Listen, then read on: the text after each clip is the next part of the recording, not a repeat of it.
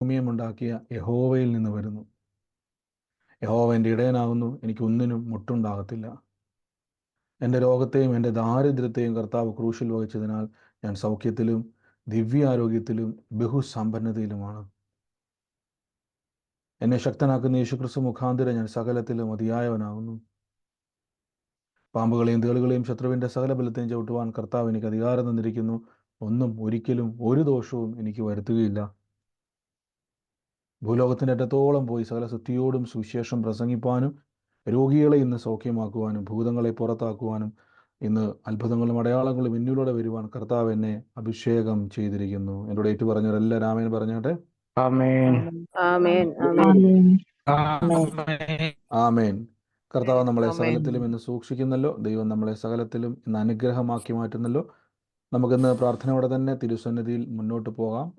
എത്ര പേര് കർത്താവിൻ്റെ സന്നിധിയിൽ വിശ്വസിക്കുന്നത് ദിവസം കർത്താവിൻ്റെ സ്ഥിതികളെ ഇന്ന് ഞാൻ ദൈവപ്രവൃത്തി കാണും? അവർ മാത്രം ആമേൻ പറഞ്ഞു. ആമേൻ. ആമേൻ. ആമേൻ. ആമേൻ. കർത്താവ് നമ്മളെ സഹായിക്കുമാറാകട്ടെ. വലിയ കാര്യങ്ങളെ കർത്താവ് നമ്മുടെ നടുവിൽ ചെയ്യുന്നല്ലോ. നമുക്ക് പ്രാർത്ഥനയോടെ തന്നെ മുന്നോട്ട് പോകാം. ഇന്നലെ കേട്ട വചനങ്ങൾ ആർക്കെങ്കിലും ഓർമ്മയുണ്ടോ? അകത്തെ മനുഷ്യനെ ബലപ്പെടുത്തുന്നതിനെ കുറിച്ച്. അകത്തെ മനുഷ്യനെ പറ്റി ബലപ്പെടുത്തുന്ന കാര്യമാണ് നമ്മൾ പറഞ്ഞത്. അതുകൂടാതെ ഞാൻ മറ്റൊരു കാര്യം പറഞ്ഞിരുന്നു. എന്തെങ്കിലും ഓർമ്മയുണ്ടായിരുന്നു? നമ്മൾ 20 ദിവസവും നിങ്ങളൊന്ന് നിങ്ങളുടെ ദൈവവചനം ഭക്ഷിക്കണം. ദൈവവചനം ഭക്ഷിക്കണമെന്നുള്ളത് ദൈവവചനം നമ്മളെ ബലം കൊടുക്കുക അല്ലേ? ദൈവവചനം ഈ ദിവസങ്ങളിൽ നമ്മളൊരു വചനം എടുത്ത് ആ വചനം തന്നെ തുടർമാനമായിട്ട് നമ്മളിൽ തന്നെ ഫീഡ് ചെയ്യുക, നമ്മളെ തന്നെ നിറയ്ക്കുക. നമ്മൾ പറഞ്ഞ് നിറയ്ക്കുമ്പോൾ നമ്മുടെ അറ്റ്മോസ്ഫിയറിനകത്ത് വ്യത്യാസം ഉണ്ടാകും. ആ വചനം ഭക്ഷിച്ച് നമ്മുടെ അകത്തെ മനുഷ്യൻ ബലപ്പെട്ട് നമ്മുടെ ശരീരത്തിൻ്റെ മേൽ, നമ്മുടെ ജീവിതത്തിൻ്റെ മേൽ കർത്താവിൻ്റെ പ്രവൃത്തികളായിട്ട് ദൈവം അത് മാറ്റുവാൻ ഇടയായിത്തീരും. നമുക്ക് ഒരുമിച്ച് നിന്ന് പ്രാർത്ഥനയോടെ തന്നെ കർത്താവിൻ്റെ തിരുസന്നിധിയിൽ മുന്നോട്ട് പോകാം. വലിയ പ്രവൃത്തികളെ ഇന്നും ദൈവം ചെയ്യും. വാക്കുമാറാത്ത ദൈവം, വിശ്വസ്തനായ ദൈവം നമുക്ക് വേണ്ടി പ്രവർത്തിക്കുക തന്നെ ചെയ്യും. ഇന്നത്തെ അനുഗ്രഹത്തിനായി ഞാനൊരു വാക്യം നിങ്ങളുടെ ദൈവസന്നിധിയിൽ നിന്ന് വായിക്കാം.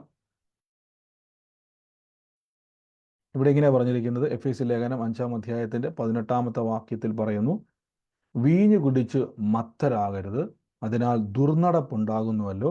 ആത്മാവ് നിറഞ്ഞവരായി സങ്കീർത്തനങ്ങളാലും സ്തുതികളാലും ആത്മീയ ഗീതങ്ങളാലും തമ്മിൽ സംസാരിച്ചും, ശ്രദ്ധിച്ചോളാം, തമ്മിൽ സംസാരിച്ചും നിങ്ങളുടെ ഹൃദയത്തിൽ കർത്താവിന് പാടിയും കീർത്തനം ചെയ്യുവാൻ. അപ്പോൾ ഈ ദിവസങ്ങളിൽ നമ്മൾ കേട്ടു, നമ്മുടെ അകത്ത് കർത്താവിൽ ബലം പ്രാപിക്കുക. നമ്മുടെ പല വിഷയങ്ങളും നിങ്ങളുടെ കൺമുമ്പിൽ തന്നെ അത് നീങ്ങിപ്പോകും. ഞാൻ പറഞ്ഞ ഒരു കാര്യം നിങ്ങൾ ഓർത്തോണം, നമ്മുടെ അവസ്ഥകളെ മാറ്റുവാനുള്ള ശക്തി ദൈവം നമുക്ക് തന്നിട്ടുണ്ട്. അതെങ്ങനെയാണ് ഉപയോഗിക്കേണ്ടതെന്നുള്ളത് നമുക്ക് പലപ്പോഴും തിരിച്ചറിയാത്തത് കൊണ്ടാണ് നമ്മൾ പല സാഹചര്യത്തിൻ്റെ അകത്തും നമ്മൾ കുടുങ്ങിപ്പോകുന്നത്. എന്നാൽ ഈ ദിവസങ്ങളിൽ ബൈബിൾ തന്നെ പറയുന്നു, വീഞ്ഞ് കുടിച്ച് മത്തരാകരുത്. ഈ മത്ത് പിടിക്കുക എന്ന് പറഞ്ഞാൽ നമ്മുടെ ശരീരത്തിൻ്റെ നിയന്ത്രണം നഷ്ടപ്പെട്ടു പോവുക. നമുക്കറിയാം, നമ്മുടെ നാട്ടിലൊക്കെ മദ്യപാനികളായ മനുഷ്യന്മാർ മദ്യപിച്ച് നമ്മൾ പറയത്തില്ല, ലെക്ക് കെട്ടൊക്കെ പോയെന്ന് പറയത്തില്ല, സുബോധം നഷ്ടപ്പെട്ട് പോയി എന്നൊക്കെ നമ്മൾ കേൾക്കാറില്ലേ? എൻ്റെ അർത്ഥം അവൻ്റെ ബോധം നഷ്ടപ്പെട്ട് സുബോധമില്ലാത്തവനെ പോലെ പെരുമാറുന്നു, ബോധമില്ലാത്തവനെ പോലെ പെരുമാറുന്നു. അപ്പോൾ വചനം പറയുകയാണ്, നിങ്ങൾ ഒരിക്കലും എന്ത് ചെയ്യരുത്, ഇങ്ങനെ നടക്കരുത്. പകരം ആത്മാവിൽ നിറഞ്ഞ് എന്ത് ചെയ്യണം? നടക്കണം. ഈ ആത്മാവിൽ നിറയുക എന്ന് പറഞ്ഞാൽ അപ്പോസ്തലപ്രവൃത്തി 2-ാം അധ്യായത്തിൽ വായിക്കുമ്പോൾ ആത്മാവിനാലുള്ള നിയന്ത്രിക്കപ്പെട്ട ജീവിതത്തെ പറ്റിയാണ് പറഞ്ഞിരിക്കുന്നത്. ഹല്ലേലൂയ. ആത്മാവിൽ നിറഞ്ഞ് മുന്നോട്ട് എങ്ങനെ പോവുക എന്ന് പറഞ്ഞാൽ ദൈവത്തിലുള്ള ആശ്രയമാണ് നാം ആത്മാവിൽ നിറയുന്നത്. ഫുൾ കൺട്രോൾ ദൈവത്തിന്. നമ്മുടെ ജീവിതത്തിൽ എന്ത് പ്രശ്നങ്ങൾ, ഏത് സാഹചര്യങ്ങൾ വന്നാലും, ഇനി മുന്നോട്ടൊന്നും വന്നാലും വന്നില്ലെങ്കിലും ഒരു കാര്യം ഉറപ്പിച്ചോണം, എൻ്റെ ജീവിതത്തിൽ ദൈവം എനിക്ക് സകലതും നന്മയാക്കി മാറ്റും. ദൈവ ആശ്രയം. ചിലർ പകുതി ആശ്രയിക്കാറുണ്ട്, ചിലർ എല്ലാം ചെയ്തു കഴിഞ്ഞതിന് ശേഷം ഒന്ന് ദൈവത്തെ വിളിച്ചേക്കാം, അല്ലെങ്കിൽ എല്ലാം കൈവിടപ്പെട്ടു പോകുമ്പം കർത്താവിൽ ആശ്രയം. അല്ലല്ല, ഓരോ ദിവസം എണീക്കുമ്പോഴും എനിക്കൊരായുസ്സുണ്ട്, എനിക്കൊരാരോഗ്യമുണ്ട്, എനിക്ക് നല്ല ഭക്ഷണമുണ്ട്, എന്തെല്ലാം എനിക്കുണ്ടോ ഇതെല്ലാം ദൈവത്താൽ സംഭവിക്കുന്നു. ദൈവത്തിൽ നാം കൂടുതൽ ആശ്രയിക്കുമ്പോൾ ആത്മാവിൽ നിറയും. ആത്മാവിൽ നിറയുക എന്ന് പറഞ്ഞാൽ പരിശുദ്ധാത്മാവിനാൽ നിയന്ത്രിക്കപ്പെട്ടവരായിത്തീരും.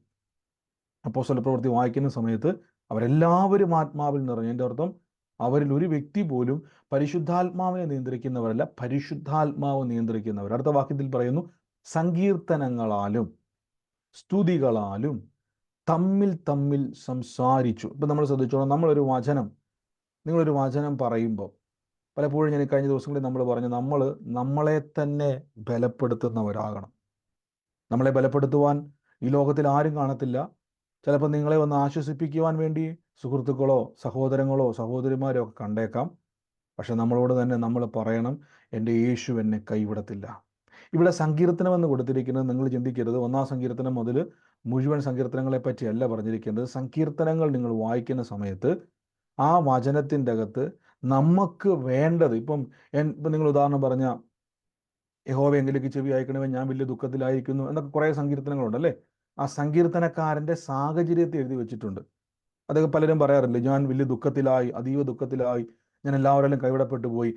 ഇതല്ല അവിടെ ഉദ്ദേശിച്ചിരിക്കുന്നത്. സങ്കീർത്തനങ്ങൾ എന്ന് പറഞ്ഞാൽ ദൈവത്തെ കീർത്തിക്കുന്ന സങ്കീർത്തനം. നമ്മൾ പറയുന്നത് ഈ സങ്കീർത്തനം എന്ന് പറഞ്ഞാൽ ശരിക്കും പറഞ്ഞാൽ ഇതെല്ലാം പാട്ടുകളാണ്. നമ്മളൊരു വചനം പോലെ വായിക്കുന്നുള്ളൂ, ഇതെല്ലാം പാട്ടുകളാണ്. അപ്പൊ ദൈവത്തെ കീർത്തിക്കുക, ദൈവത്തെ സ്തുതിക്കുന്ന വചനങ്ങൾ. ഇപ്പം എങ്ങനെയാ ദൈവത്തെ സ്തുതിക്കുന്ന വചനങ്ങൾ എന്ന് പറഞ്ഞു കഴിഞ്ഞാൽ നിങ്ങൾ ശ്രദ്ധിച്ചു നോക്കിയാൽ മതി.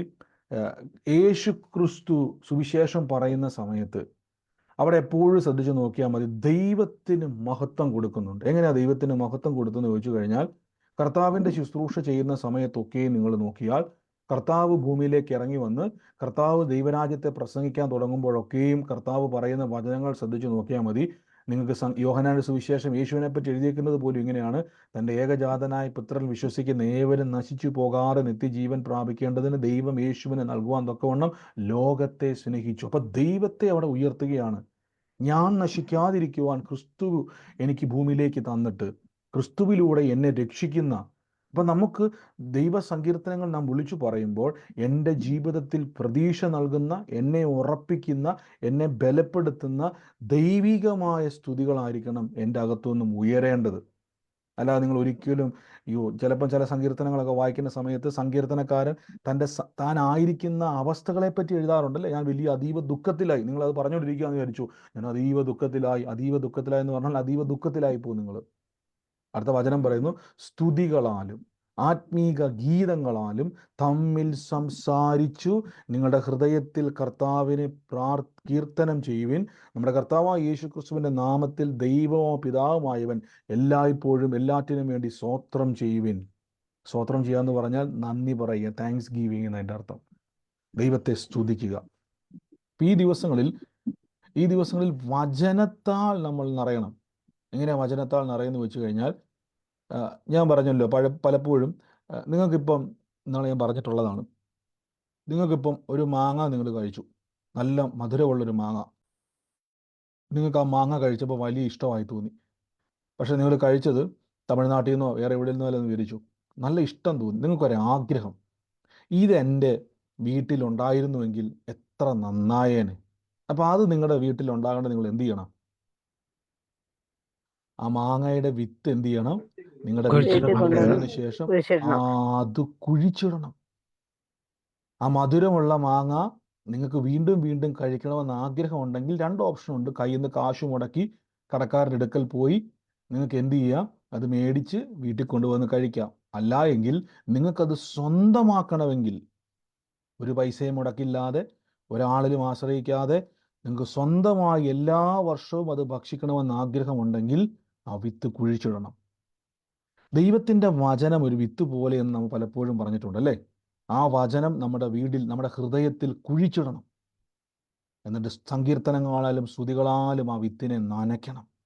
അതുകൊണ്ടാണ് വചനം പറഞ്ഞിരിക്കുന്നത് തമ്മിൽ സംസാരിക്കണം. വീടിൻ്റെ അകത്ത് നിന്നുകൊണ്ട് വിളിച്ചു പറയണം, എൻ്റെ കുടുംബം യേശുവിൻ്റെ നാമത്തിൽ അനുഗ്രഹമായി തീരും. ഇത് പറയുന്ന സമയത്ത് കുടുംബത്തിൽ ഒരു സമാധാനമില്ലായിരിക്കാം, പക്ഷെ കയ്യിലൊരു വിത്തിരിപ്പുണ്ട്. മനസ്സിലായോ? നിങ്ങൾ വീട്ടിലോട്ട് ഒരു മാങ്ങയുടെ വിത്തുമായിട്ട് വന്ന് കൈവശം ഒരു കവറിൻ്റെ അകത്ത് ആക്കിക്കൊണ്ടിരുമ്പോൾ നിങ്ങൾ പറയും, മധുരമുള്ള ഒരു മാങ്ങ എനിക്ക് ലഭിച്ചു. അപ്പം നിങ്ങളുടെ കുടുംബത്തിലെ ആരെങ്കിലും വൈഫോ പിള്ളേരോ ചോദിക്കൊന്ന് കാണട്ടെ എന്ന് ചോദിച്ചാൽ നിങ്ങൾ ആ മാങ്ങയുടെ വിത്ത് എടുത്ത് കാണിച്ചാൽ അവർ പറയും, അയ്യേ ഇതാണോ മധുരമുള്ള മാങ്ങ? അത് കുഴിച്ചിട്ട് വളർന്നു വന്നതിന് ശേഷം അയ്യേന്ന് പറഞ്ഞ ആൾക്കാർ എന്ത് ചെയ്യും? അതിൽ നിന്ന് ഫലം എടുത്ത് ഭക്ഷിക്കും.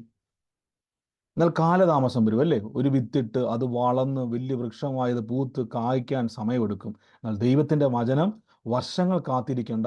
കർത്താവിൻ്റെ വചനം നിങ്ങൾ ഹൃദയത്തിൽ സംഗ്രഹിച്ച് ദൈവത്തെ സ്തുതിച്ചുകൊണ്ടിരിക്കുമ്പോൾ അത് വളരുവാൻ തുടങ്ങും. അതുകൊണ്ടാണ് ഞാൻ പറയുന്നത്, നിങ്ങളുടെ വീട്ടിൽ, നിങ്ങളുടെ ഭവനത്തിൽ നോക്കിയിട്ട് നമ്മളെപ്പോഴും ഒരു കാര്യം ശ്രദ്ധിച്ചു. നിങ്ങൾക്ക് ഞാനൊരു മർമ്മം പറഞ്ഞു തരാം. ഒരു വിശ്വാസി വചനം പറയുവാൻ തുടങ്ങുമ്പോൾ തന്നെ അതിൻ്റെ അവസാനവും കൂടെ കാണണം. എത്ര പേര് മാവോ ചക്കക്കുരുവോ ചക്കയോ ഏതെങ്കിലും വിത്ത് ജീവിതത്തിൽ ഇന്നേ വരെ കുഴിച്ചിട്ട് ആരെങ്കിലും ഉണ്ടോ? നട്ട ആരെങ്കിലും ഉണ്ടോ? ഉണ്ട്, ഇഷ്ടം പോലെ ഉണ്ടല്ലേ. അപ്പൊ ഞാൻ ചോദിച്ചോട്ടെ, നിങ്ങളെല്ലാവരും ചെയ്തിട്ടുണ്ട് അല്ലേ? നിങ്ങൾ കുഴിച്ചിടുന്ന സമയത്ത് നിങ്ങളുടെ ഉള്ളിൽ എപ്പോഴേലും നിങ്ങളുടെ ചോദിച്ചിട്ടുണ്ടോ, ഓ ഇത് വളർന്നാ മതിയായിരുന്നു, അങ്ങനെ പറഞ്ഞ് കുഴിച്ചിട്ട് ആരെങ്കിലും ഉണ്ടോ?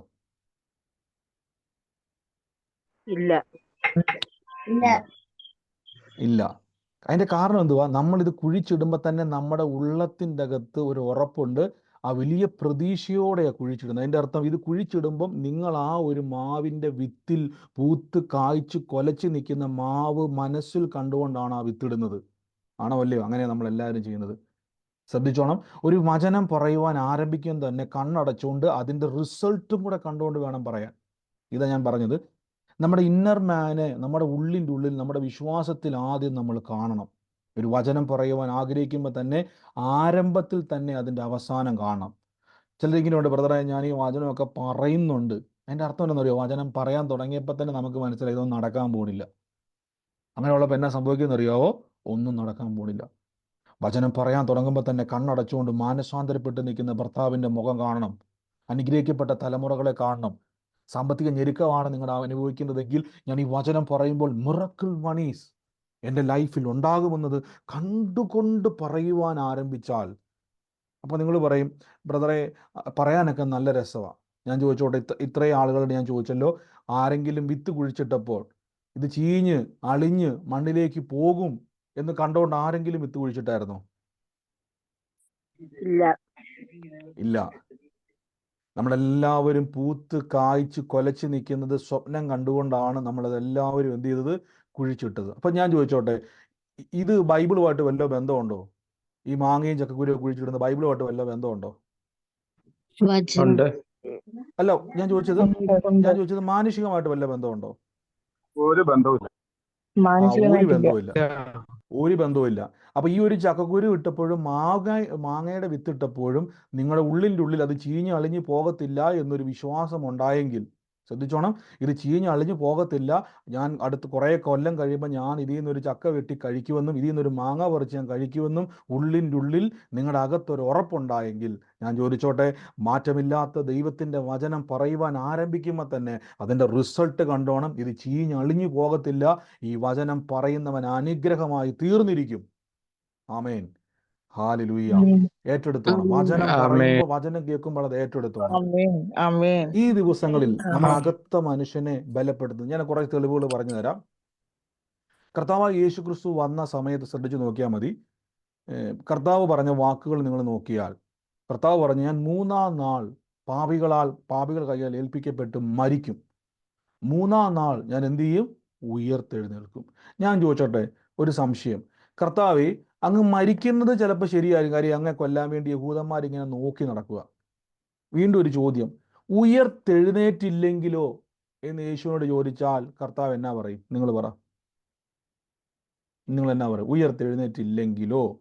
നിങ്ങളൊരു സംശയം കർത്താവിനോട് ചോദിക്കാൻ ഒരു അവസരം കിട്ടിയാൽ, അതായത് യേശു ക്രിസ്തു മരിച്ചിട്ടില്ല, കർത്താവ് ഭൂമിയിൽ ശുശ്രൂഷിച്ചുകൊണ്ടിരിക്കുന്നു, നിങ്ങൾക്കൊരു അവസരം, നമുക്കൊരു സംശയം, കർത്താവ് എനിക്കൊരു ക്വസ്റ്റ്യൻ ഉണ്ട്, കർത്താവോട് ചോദിക്കാൻ ചോദിച്ചു.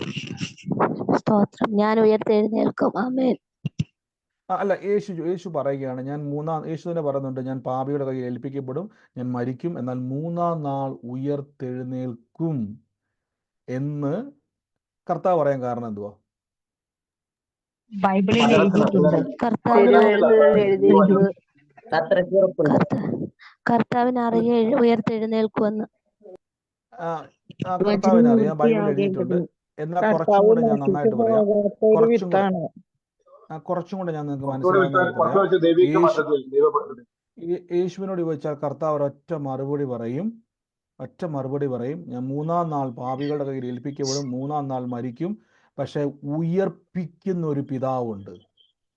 മനസ്സിലാകുന്നുണ്ടോ? ഉയർപ്പിക്കുന്ന ഒരു പിതാവുണ്ട്. അതായത് ഈ വചനം ആമേൻ. പറയുമ്പോൾ ഇതിന്റെ റിസൾട്ട് എനിക്ക് കാണിക്കുന്ന ഒരു ദൈവം ഇന്നും ജീവനോടെ ഉണ്ട്. ആമേൻ. ഇപ്പൊ മനസ്സിലായോ? ആമേൻ. ഇപ്പൊ സ്തോത്രം. നിങ്ങൾക്ക് മനസ്സിലാണ്. ഞാൻ ഈ പറയുന്ന വചനം പറയാൻ തുടങ്ങുമ്പോൾ തന്നെ ഇതിന്റെ റിസൾട്ട് കാണുന്നതിന്റെ കാരണം ദൈവത്തിലുള്ള എൻ്റെ ഉറപ്പായിരിക്കണം. പലപ്പോഴും ആളുകൾ ഞാൻ ശ്രദ്ധിച്ചിട്ടുണ്ട് പറയുന്ന, ബ്രദറെ ഞാൻ എൻ്റെ ഭിത്തിക്കകത്തും പെരക്കകത്തും വണ്ടിക്കകത്തും ഈ ഒട്ടിക്കാവുന്നിടത്തെല്ലാം ഞാൻ വചനം എഴുതി ഒട്ടി വെച്ചിട്ടുണ്ട് ബ്രദറെ, എന്നാലും ബ്രദറെ, എന്നാലും ബ്രദറെ, എന്നാലും ബ്രദറെ. ഞാൻ കൂടെ പറയുന്നു, എന്തുകൊണ്ടാണ് എന്നാലും വരുന്നറിയാവോ?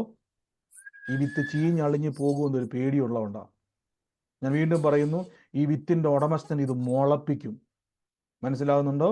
വിത്തിൻ്റെ ഉടമസ്ഥൻ ഇത് മുളപ്പിക്കും. ബ്രദറെ, എന്നാ അതിന് തെളിവെന്ന് ചോദിച്ചാൽ ഒറ്റ തെളിവുള്ളൂ, ദൈവമാണ് അതിൻ്റെ തെളിവ്. എൻ്റെ കൂടെ പറഞ്ഞാട്ടെ, ദൈവമാണ് ഇത് മുളപ്പിക്കുന്നതെന്ന് പറ. ദൈവമാണ് ഇത് മുളപ്പിക്കുന്നത്. ആമേൻ. അപ്പൊ ഈ ദിവസം നിങ്ങളുടെ അകത്ത മനുഷ്യനോട് നിങ്ങൾ പറ. ഞാൻ പറഞ്ഞു, നിങ്ങൾ വചനം കൊടുക്കുമ്പോൾ നമുക്കൊരിക്കലും ബുദ്ധിയിൽ അത് സ്വപ്നം, പക്ഷെ നമ്മൾ ഭയങ്കര ഭാഗ്യവാന്മാരാ. നമുക്കൊരു മാങ്ങയുടെ വിത്ത് ഇട്ടാൽ അത് ചീഞ്ഞു പോകത്തില്ല. നമ്മൾ ഇട്ട് കഴിയുമ്പോൾ തന്നെ നമ്മൾ അയൽവക്കക്കാരോട് പറയത്തില്ല, 10 കൊല്ലം കഴിയുമ്പോഴേക്കും ഞാൻ ഇതിൽ നിന്ന് മാങ്ങ പറിച്ചിരുന്നെന്ന് പറയുമ്പോൾ അയൽവക്കക്കാരൻ ഇന്നേ വരെ പറഞ്ഞിട്ടുണ്ടോ, അതൊക്കെ ചീഞ്ഞു പോകുമെന്ന് പറയോ? പുള്ളി പറഞ്ഞാൽ ശരിയാ, 10 കൊല്ലം കഴിയുമ്പോൾ നല്ല ഒന്നാന്തരം മാവടെ ഉണ്ടാവും. ഇപ്പം തന്നെ കോവിഡ് കഴിഞ്ഞ സമയത്ത് എനിക്ക് വന്ന ഒട്ടുമുക്കാലും വീടുകളിൽ എന്ത് ചെയ്യാൻ തുടങ്ങിയെന്നറിയാവോ? പ്ലാവ് വെക്കാൻ തുടങ്ങിയിട്ടുണ്ട്.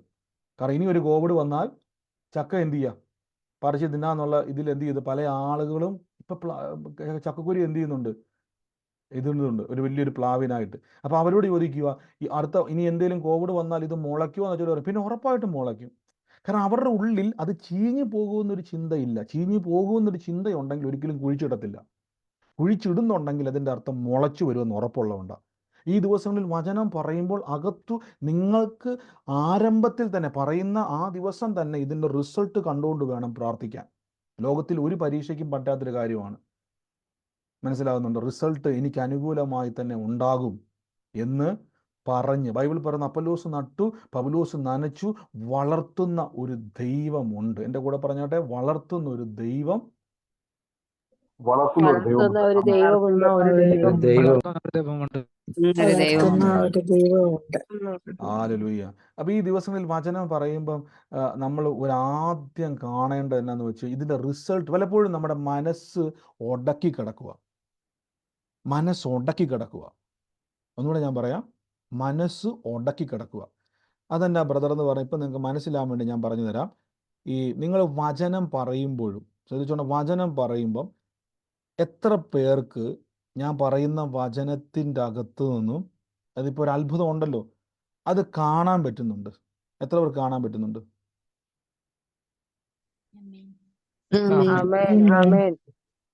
ഞാൻ ചോദിച്ചത് നിങ്ങൾക്ക് ഇപ്പൊ ഉദാഹരണം പറഞ്ഞാൽ ഏതെങ്കിലും ഒരു ഉദാഹരണം ഒന്ന് പറഞ്ഞു, ഏതെങ്കിലും വചനം, നിങ്ങൾ പ്രാർത്ഥിക്കുന്ന ഒരു വചനം, അതിന്റെ റിസൾട്ട് കാണാൻ ആഗ്രഹിക്കുന്ന ഒരു വചനം ഒന്ന് പറഞ്ഞു. സൗഖ്യത്തിന് വേണ്ടി പ്രാർത്ഥിക്കുമ്പോൾ അടിപ്പിണറുകളാൽ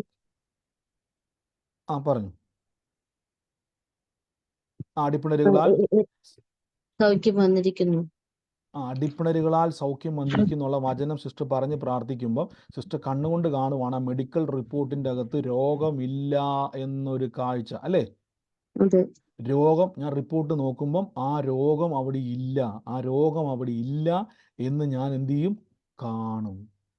അതല്ലേ പ്രാർത്ഥിക്കുമ്പോൾ തന്നെ. ഇപ്പം പ്രാർത്ഥിക്കുമ്പോൾ കണ്ണടയ്ക്കും, പെട്ടെന്ന് മനസ്സിലോട്ട് വരുന്നത് രോഗമുണ്ട് എന്ന റിസൾട്ട് മനസ്സിൽ വരും, അല്ലേ? നമ്മൾ പലപ്പോഴും പ്രാർത്ഥിക്കുമ്പോൾ അയ്യോ സ്കാൻ റിപ്പോർട്ട് നോക്കുന്നു, ബ്ലഡ് റിപ്പോർട്ട് നോക്കുമ്പോൾ അതേ രോഗം കാണുന്നു. കണ്ണടച്ചുകൊണ്ട് വചനം പറയുവാൻ തുടങ്ങുമ്പം ശ്രദ്ധിച്ചോണം, വചനം പറയാൻ തുടങ്ങുമ്പോൾ നിങ്ങൾ കാണേണ്ടത് അതേ റിസൾട്ടിൽ യേശു എന്നെ സൗഖ്യമാക്കി, എൻ്റെ രോഗം മാറി എന്നുള്ള റിസൾട്ട് കണ്ണുകൊണ്ട് കാണണം. അത് കണ്ടുകൊണ്ട് വേണം വചനം പറയുവാൻ തുടങ്ങാൻ. അങ്ങനെ വചനം പറയുവാൻ തുടങ്ങുമ്പോൾ എന്താ ഗുണമെന്ന് പറഞ്ഞാൽ ശ്രദ്ധിച്ചോണം, ഈ വിത്ത് മുളയ്ക്കുവാൻ തുടങ്ങും. അല്ലെങ്കിൽ എന്താ സംഭവിക്കുന്നത് വെച്ച് കഴിഞ്ഞാൽ, വിശ്വാസത്താൽ കാണാൻ പറ്റുന്നില്ല. എബ്രായ ലേഖനം 12-ാം അധ്യായത്തിൽ ഇങ്ങനെ പറഞ്ഞിരിക്കും, വിശ്വാസത്തിന്റെ നായകനും പൂർത്തി വരുത്തുന്നതിനുമായ യേശുവിനെ നോക്കുക. ശ്രദ്ധിച്ചോണം, യേശുവിനെ നോക്കുക എന്ന് പറഞ്ഞിട്ട് പറയുകയാണ്. തൻ്റെ മുമ്പിൽ വെച്ചിരിക്കുന്ന സന്തോഷം ഓർത്തുകൊണ്ട് അപമാനം അലക്ഷ്യമാക്കി ക്രൂശിനെ സഹിക്കുകയും ദൈവസിംഹാസനത്തിൻ്റെ വലത്തുഭാഗത്തിരിക്കുകയും ചെയ്തു. ശ്രദ്ധിച്ചോണം, യേശുവിനെ പറ്റി പറയുകയാണ്, ക്രൂശ് സഹിച്ചതിൻ്റെ കാരണം യേശു എന്തുകൊണ്ടാണ്? യേശുവിനറിയാം, ഈ ദുഃഖത്തിലൂടെ ഞാൻ കടന്നു പോയാലും ഞാൻ ദൈവത്തിൻ്റെ വലത്തുഭാഗത്ത് ഉയർത്തെഴുന്നേൽക്കും. കണ്ടോ, ഞാൻ പറഞ്ഞില്ലേ, കർത്താവിനോട് നമ്മൾ പോയി ചോദിക്കും, കർത്താവേ ശരിക്കും കർത്താവ് മൂന്നാം നാൾ ഉയർത്തെഴുന്നേൽക്കുമോ എന്നൊരു സംശയം ചോദിച്ചാൽ യേശു പറയും, പൊന്നു സഹോദര, ഈ ദുഃഖത്തെ ഞാൻ ജയിക്കുന്നത് എങ്ങനെയാണെന്നറിയാവോ? നിങ്ങൾ ശ്രദ്ധിച്ചു നോക്കി, തൻ്റെ മുമ്പിൽ വെച്ചിരിക്കുന്ന സന്തോഷം ഓർത്ത്, എന്താ സന്തോഷം എന്നറിയാവോ? മൂന്നാം നാൾ പാപമോചിതനായി യേശു ഉയർത്തെഴുന്നേറ്റ് സകലർക്കും അനുഗ്രഹമായി തീരുമെന്നുള്ള സന്തോഷത്തെ യേശുവിൻ്റെ മനസ്സിൽ അതാ ഓർത്തത്. കണ്ടോ, എന്താ യേശു എന്താ ചെയ്തത്? ഓർത്തു. എൻ്റെ കൂടെ പറഞ്ഞാട്ടെ, ഓർക്കണം. പ്രാർത്ഥിക്കുമ്പോൾ തന്നെ ഓർക്കണം, റിസൾട്ട് കണ്ടുകൊണ്ട്. പ്രാർത്ഥിക്കുമ്പോൾ തന്നെ ഓർക്കണം. തൻ്റെ മുമ്പിൽ വെച്ചിരിക്കുന്ന സന്തോഷം എന്തായിരിക്കും? ആ സന്തോഷം എന്തായിരിക്കും? ആ സന്തോഷം നിങ്ങളുടെ എൻ്റെയും രക്ഷ, നിങ്ങളുടെ എൻ്റെയും സൗഖ്യം, നിങ്ങളുടെ എൻ്റെയും നിത്യജീവൻ, നിങ്ങളുടെ എൻ്റെയും രക്ഷാ പദ്ധതി, നിങ്ങളുടെ എൻ്റെയും ശാപത്തിൽ നിന്നുള്ള അനുഗ്രഹം. ഇതെല്ലാം ഈ സന്തോഷം യേശു ഓർത്തിട്ട്, എന്നിട്ട് ഈ വചനം ശ്രദ്ധിച്ചോണം, ആ വാക്യം ഒന്ന് വായിക്കാൻ പറ്റുന്ന ആരെങ്കിലും ഉണ്ട്? ഇവിടെ മുതൽ ഈ അവനെന്നുള്ളത് യേശു എന്ന് വായിക്കണേ. അവനെന്നുള്ളത് യേശു എന്ന് വായിക്കണേ. ഒന്ന് വായിച്ച വാക്യം. യേശു അപമാനം അലക്ഷ്യമാക്കി ക്രൂശിനെ സഹിക്കുകയും ദൈവസിംഹാസനത്തിന്റെ വലതുഭാഗത്ത് ഇരിക്കുകയും ചെയ്തു. കണ്ടോ? അപ്പൊ യേശു ഓർത്ത സന്തോഷം, യേശുവിനെ യേശു ഇങ്ങനെ ഓർക്കും. പെട്ടെന്ന് മനസ്സിലോട്ട് വരും, ദൈവമേ ഗെത്സമനയിൽ വെച്ച് അവർ പിടിക്കും, യേശു ക്രൂശിൽ തറയ്ക്കും. ഇതിങ്ങനെ യേശുവിൻ്റെ മനസ്സിലേക്ക് ആ തകർച്ച ഓർത്തപ്പം കർത്താവ് എന്ത് ചെയ്തു? ആ ക്രൂശ് ഓർത്തപ്പോൾ കർത്താവ് പെട്ടെന്ന് ആ സന്തോഷം അങ്ങോട്ട് ഓർത്തു. ക്രൂശ് മനസ്സിൽ വരുമ്പോഴെല്ലാം യേശു ക്രിസ്തു എന്ത് ചെയ്തു അറിയാം? ആ സന്തോഷം അങ്ങ് ഓർത്തു. പാപസംബന്ധമായിട്ട് മരിച്ചു ഉയർത്തെഴുന്നേറ്റ് പിതാവിൻ്റെ വലത്തുഭാഗത്ത് ഇരിക്കുന്നത് ഓർത്തു. അടുത്ത വാക്യത്തിൽ പറയുന്നു, നിങ്ങളുടെ ഉള്ളിൽ ക്ഷീണിച്ചു മടുത്തു പോകാതിരിപ്പാൻ പാപികളാൽ തനിക്ക് നേരിട്ട ഇങ്ങനെയുള്ള വിരോധം സഹിച്ചവനെ ധ്യാനിക്കണം. എൻ്റെ കൂടെ പറ, യേശു ഉയർത്തത് കൊണ്ട് എൻ്റെ വിഷയത്തിൽ ഞാനും ഒരു അത്ഭുതമായി ഉയർക്കുമെന്ന് പറ. യേശു ഉയർത്തത് കൊണ്ട് എൻ്റെ വിഷയത്തിൽ ഞാനും ഒരു അത്ഭുതമായി ഉയർക്കും. ഇപ്പൊ നിങ്ങൾക്ക് മനസ്സിലായോ? അപ്പൊ കർത്താവിൻ്റെ ഉള്ളിലും മാനുഷികമായിട്ട് നോക്കിയാൽ കർത്താവിൻ്റെ ഉള്ളിലും ക്രൂശിനെ ഓർത്തപ്പം ദുഃഖം വന്നെങ്കിലും കർത്താവിൻ്റെ സന്തോഷത്തെ കർത്താവ് ശ്രദ്ധ മാറ്റി വിട്ടു. ഈ ദിവസങ്ങളിൽ ഞാൻ പറയുന്നത്, നിങ്ങൾക്ക് ദുഃഖമില്ലെന്നല്ല ഞാൻ പറഞ്ഞത്, പ്രയാസമില്ലെന്നല്ല ഞാൻ പറഞ്ഞത്, അതിനെ നോക്കിക്കൊണ്ടിരുന്നാൽ നമുക്ക് വിത്ത് മുളപ്പിക്കാൻ പറ്റത്തില്ല. യേശു ഓർക്ക്, ദൈവമേ ക്രൂശി കയറും, 3 ആണിമേൽ തറയ്ക്കപ്പെടും, എൻ്റെ ദൈവമേ എന്തൊരു പാടാ. പക്ഷെ കർത്താവ് അതിനെ ഓവർകം ചെയ്ത് എന്നാന്നറിയാവോ? ഞാൻ 3-ാം നാൾ ഉയർത്തെഴുന്നേറ്റ് പിതാവിൻ്റെ വലത്തു ഭാഗത്ത് നിൽക്കും, എന്നിൽ വിശ്വസിക്കുന്നവൻ്റെ ഉള്ളിൽ പരിശുദ്ധാത്മാവ് വരും, അവർ രക്ഷ പ്രാപിക്കും. ഈ സന്തോഷം ഓർത്ത് യേശു ക്രൂശിനെ എന്ത് ചെയ്തു? ആ വാക്യം ഒന്ന് വായിച്ച്, 4-ാമത്തെ വാക്യം. ക്രൂശിനെ എന്ത് ചെയ്തു? യേശു ക്രൂശിനെ എന്ത് ചെയ്തു? ക്രൂശിനെ സഹിച്ചു. എന്ത് ചെയ്തു? ഈ ക്രൂശിനെ അലക്ഷ്യമാക്കി, അപമാനം അലക്ഷ്യമാക്കി. ഈ ദിവസങ്ങളിൽ ഞാൻ പറയുന്നു, ഇപ്പോൾ നിങ്ങളുടെ മുമ്പിൽ കാണുന്ന വിഷയങ്ങളെ ഒന്ന് സഹിക്കണം. എങ്ങനെയാ സഹിക്കുന്നത് വെച്ച് കഴിഞ്ഞാൽ അതിനെ മൈൻഡ് ചെയ്യരുത്. വേദനയെ നോക്കിയിട്ട് പറയണം, ഈ വേദനയുള്ള അതേ കൈയും കാലും, ഏത് അവയവം ആയിക്കോട്ടെ, ഇതേ കൈയും കാലും വെച്ചുകൊണ്ട് ഞാൻ സൗഖ്യത്തോടെ കൈയടിച്ച് ദൈവത്തെ സ്തുതിച്ച് ആരാധിക്കുന്നത് കണ്ടുകൊണ്ട് വേണം വചനം പറയാൻ. മാനസാന്തരപ്പെടാത്ത തകർന്നിരിക്കുന്ന കുടുംബജീവിതത്തെ നോക്കിയിട്ട് പറയാം, എൻ്റെ ഭർത്താവ് ഞാനും ഒരുമിച്ച് ഞങ്ങൾ ആരാധിക്കുന്നത് അത് കണ്ടുകൊണ്ട് വേണം. ഞാൻ കഴിഞ്ഞ ദിവസം ഒരു ആൻറ്റിയുടെ സാക്ഷ്യം പറഞ്ഞില്ലായിരുന്നു? മദ്യവെച്ച് ലക്ക് കിട്ടി വന്ന് എടുത്തിട്ട് ഇടിക്കുന്ന ആൻറ്റി വിശ്വാസ സ്വപ്നം കണ്ട് എൻ്റെ ഹസ്ബൻഡ് മാനസാന്തരപ്പെട്ട് എൻ്റെ കൂടെ ആരാധനയ്ക്ക് വരും. മനസ്സിലായോ? ഇത് കണ്ടോണ്ട് ആരാധനയ്ക്ക് പോകുന്നു, അല്ലാതെ എല്ലാ ദിവസവും ആരാധനയ്ക്ക് പോയിട്ട് എൻ്റെ ബ്രദറെ എൻ്റെ സഹോദര എൻ്റെ വീട് എൻ്റെ കുടുംബം തകർന്നു അല്ല. സഹോദരി ബലപ്പെട്ട് വചനം കേട്ട് ബലപ്പെട്ട് എൻ്റെ ഭർത്താവുമായിട്ട് ഞാൻ പ്രാർത്ഥനയ്ക്ക് വരും. മനസ്സിലായോ? ഇതകത്തോട്ട് കയറണം. എങ്ങനെ കയറുന്നു ചോദിച്ചു കഴിഞ്ഞാൽ നിങ്ങൾ തീരുമാനിക്കണം, ഈ വിത്ത് ഞാൻ മുളപ്പിക്കും. എൻ്റെ കൂടെ പറഞ്ഞാൽ ഈ വിത്ത് മുളപ്പിക്കും എന്ന് പറ. ഞാൻ എന്ത് ചെയ്യണമെന്ന് വെച്ച് കഴിഞ്ഞാൽ സങ്കീർത്തനം എന്ന് പറഞ്ഞാൽ ദൈവത്തെ കീർത്തിക്കുന്ന വചനങ്ങളാലും സ്തുതികളാലും ആത്മീയ ഗീതങ്ങളാലും തമ്മിൽ സംസാരിച്ച് നിങ്ങളുടെ ഹൃദയത്തിൽ കർത്താവിന് പാടിയും കീർത്തനം ചെയ്തും യേശുക്രിസ്തുവിൻ്റെ നാമത്തിൽ ദൈവവും പിതാവായ എപ്പോഴും എല്ലാറ്റിനും വേണ്ടി സ്തോത്രം ചെയ്യണം. ഇപ്പം നമ്മളിനി സംസാരിക്കാൻ പോകുന്നത്, ഞാൻ ഇട്ടേക്കുന്ന ഈ ചക്കക്കുരു മണ്ണി കിടന്ന് ചീഞ്ഞളിഞ്ഞു പോകുമെന്നല്ല, ഞാൻ ഇട്ടേക്കുന്ന ഈ മാങ്ങയുടെ വിത്ത് ചീഞ്ഞളിഞ്ഞു പോകുമെന്നല്ല, ഇതിൻ്റെ അകത്തുനിന്നൊരു മുള പൊട്ടി വരുന്നത് കണ്ടുകൊണ്ട് വേണം പ്രാർത്ഥിക്കാൻ. മനസ്സിലാവുന്നുണ്ടോ? അപ്പൊ ഈ ദിവസങ്ങളിൽ അപ്പൊ എന്താ ഞാൻ ഈ പറഞ്ഞു വരുന്നത് ചോദിച്ചു കഴിഞ്ഞാൽ, ഇനി മുതൽ രോഗത്താൽ ഭാരപ്പെടുന്ന ആരെങ്കിലും ഉണ്ടെങ്കിൽ, മെഡിക്കൽ റിപ്പോർട്ട് നിങ്ങളുടെ പെരയ്ക്കകത്തുണ്ടെങ്കിൽ, ഞാൻ പറയാം, ഒന്നുകൂടി എളുപ്പമാർഗ്ഗം ഞാൻ പറഞ്ഞുതരാം. കഴിയുമെങ്കിൽ ആ മെഡിക്കൽ റിപ്പോർട്ടിൽ ഇപ്പം നിങ്ങൾക്ക് രോഗം ഉണ്ടെന്നാണെങ്കിൽ മലയാളത്തിലോ ഇംഗ്ലീഷോ എഴുതി വെക്കാം, എൻ്റെ രോഗം മാറി. അല്ലെങ്കിൽ വിശ്വാസ കണ്ണുകൊണ്ട് കണ്ണടച്ചുകൊണ്ട് രോഗം മാറിയ റിസൾട്ട് ഡോക്ടർ തരുന്നു, ഇതൊരു മിറക്കിളാണ് ഡോക്ടർ പറയുന്നതൊക്കെ കണ്ടുകൊണ്ട് വചനം പറയണം.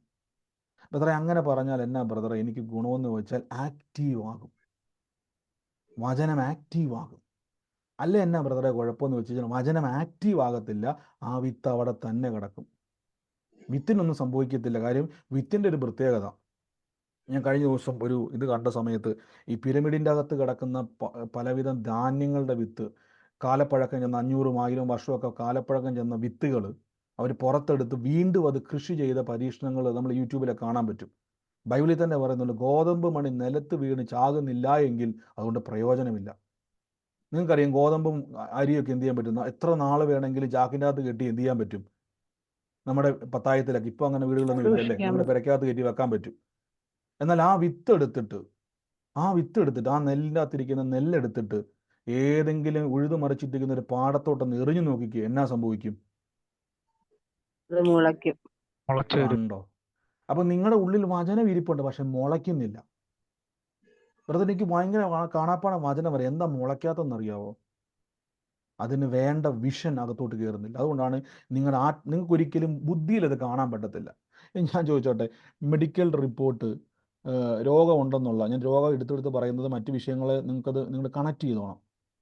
നിങ്ങളായിരിക്കുന്ന കടഭാരമായിക്കോട്ടെ, എന്തുമായിക്കോട്ടെ, നിങ്ങൾക്ക് മിറക്കിൾ ഫിനാൻഷ്യലി സ്ട്രഗിൾ ചെയ്യുന്നതോട് ഞാൻ പറയാം, സാമ്പത്തിക ഞെരുക്കത്തിൽ വന്നിട്ട് പറയുന്നത് കാണണം. ദൈവത്തിന് ബൈബിളിൽ പറഞ്ഞത്, ഒരു മീൻ്റെ വായിക്കകത്ത് നന്മ മറച്ചു വെക്കാമെങ്കിൽ, വല കീറുമാർ നന്മ പത്രോസിലേക്ക് കൊടുക്കാമെങ്കിൽ, ദൂതന്മാരെ അയച്ച് നന്മ കൊടുക്കാൻ ദൈവത്തിന് പറ്റുമെങ്കിൽ, നിങ്ങൾ വിശ്വസിച്ചോണം, ലക്ഷങ്ങളുടെ കോടികളുടെ കടമായിക്കോട്ടെ, ദൈവത്തിന് ഒറ്റ ദിവസം കൊണ്ട് അത് മാറ്റാൻ പറ്റും. ലോകത്തിൽ ജീവിക്കുന്ന മനുഷ്യൻ പറയും ലോട്ടറി അടിച്ചാൽ എല്ലാം തീരും.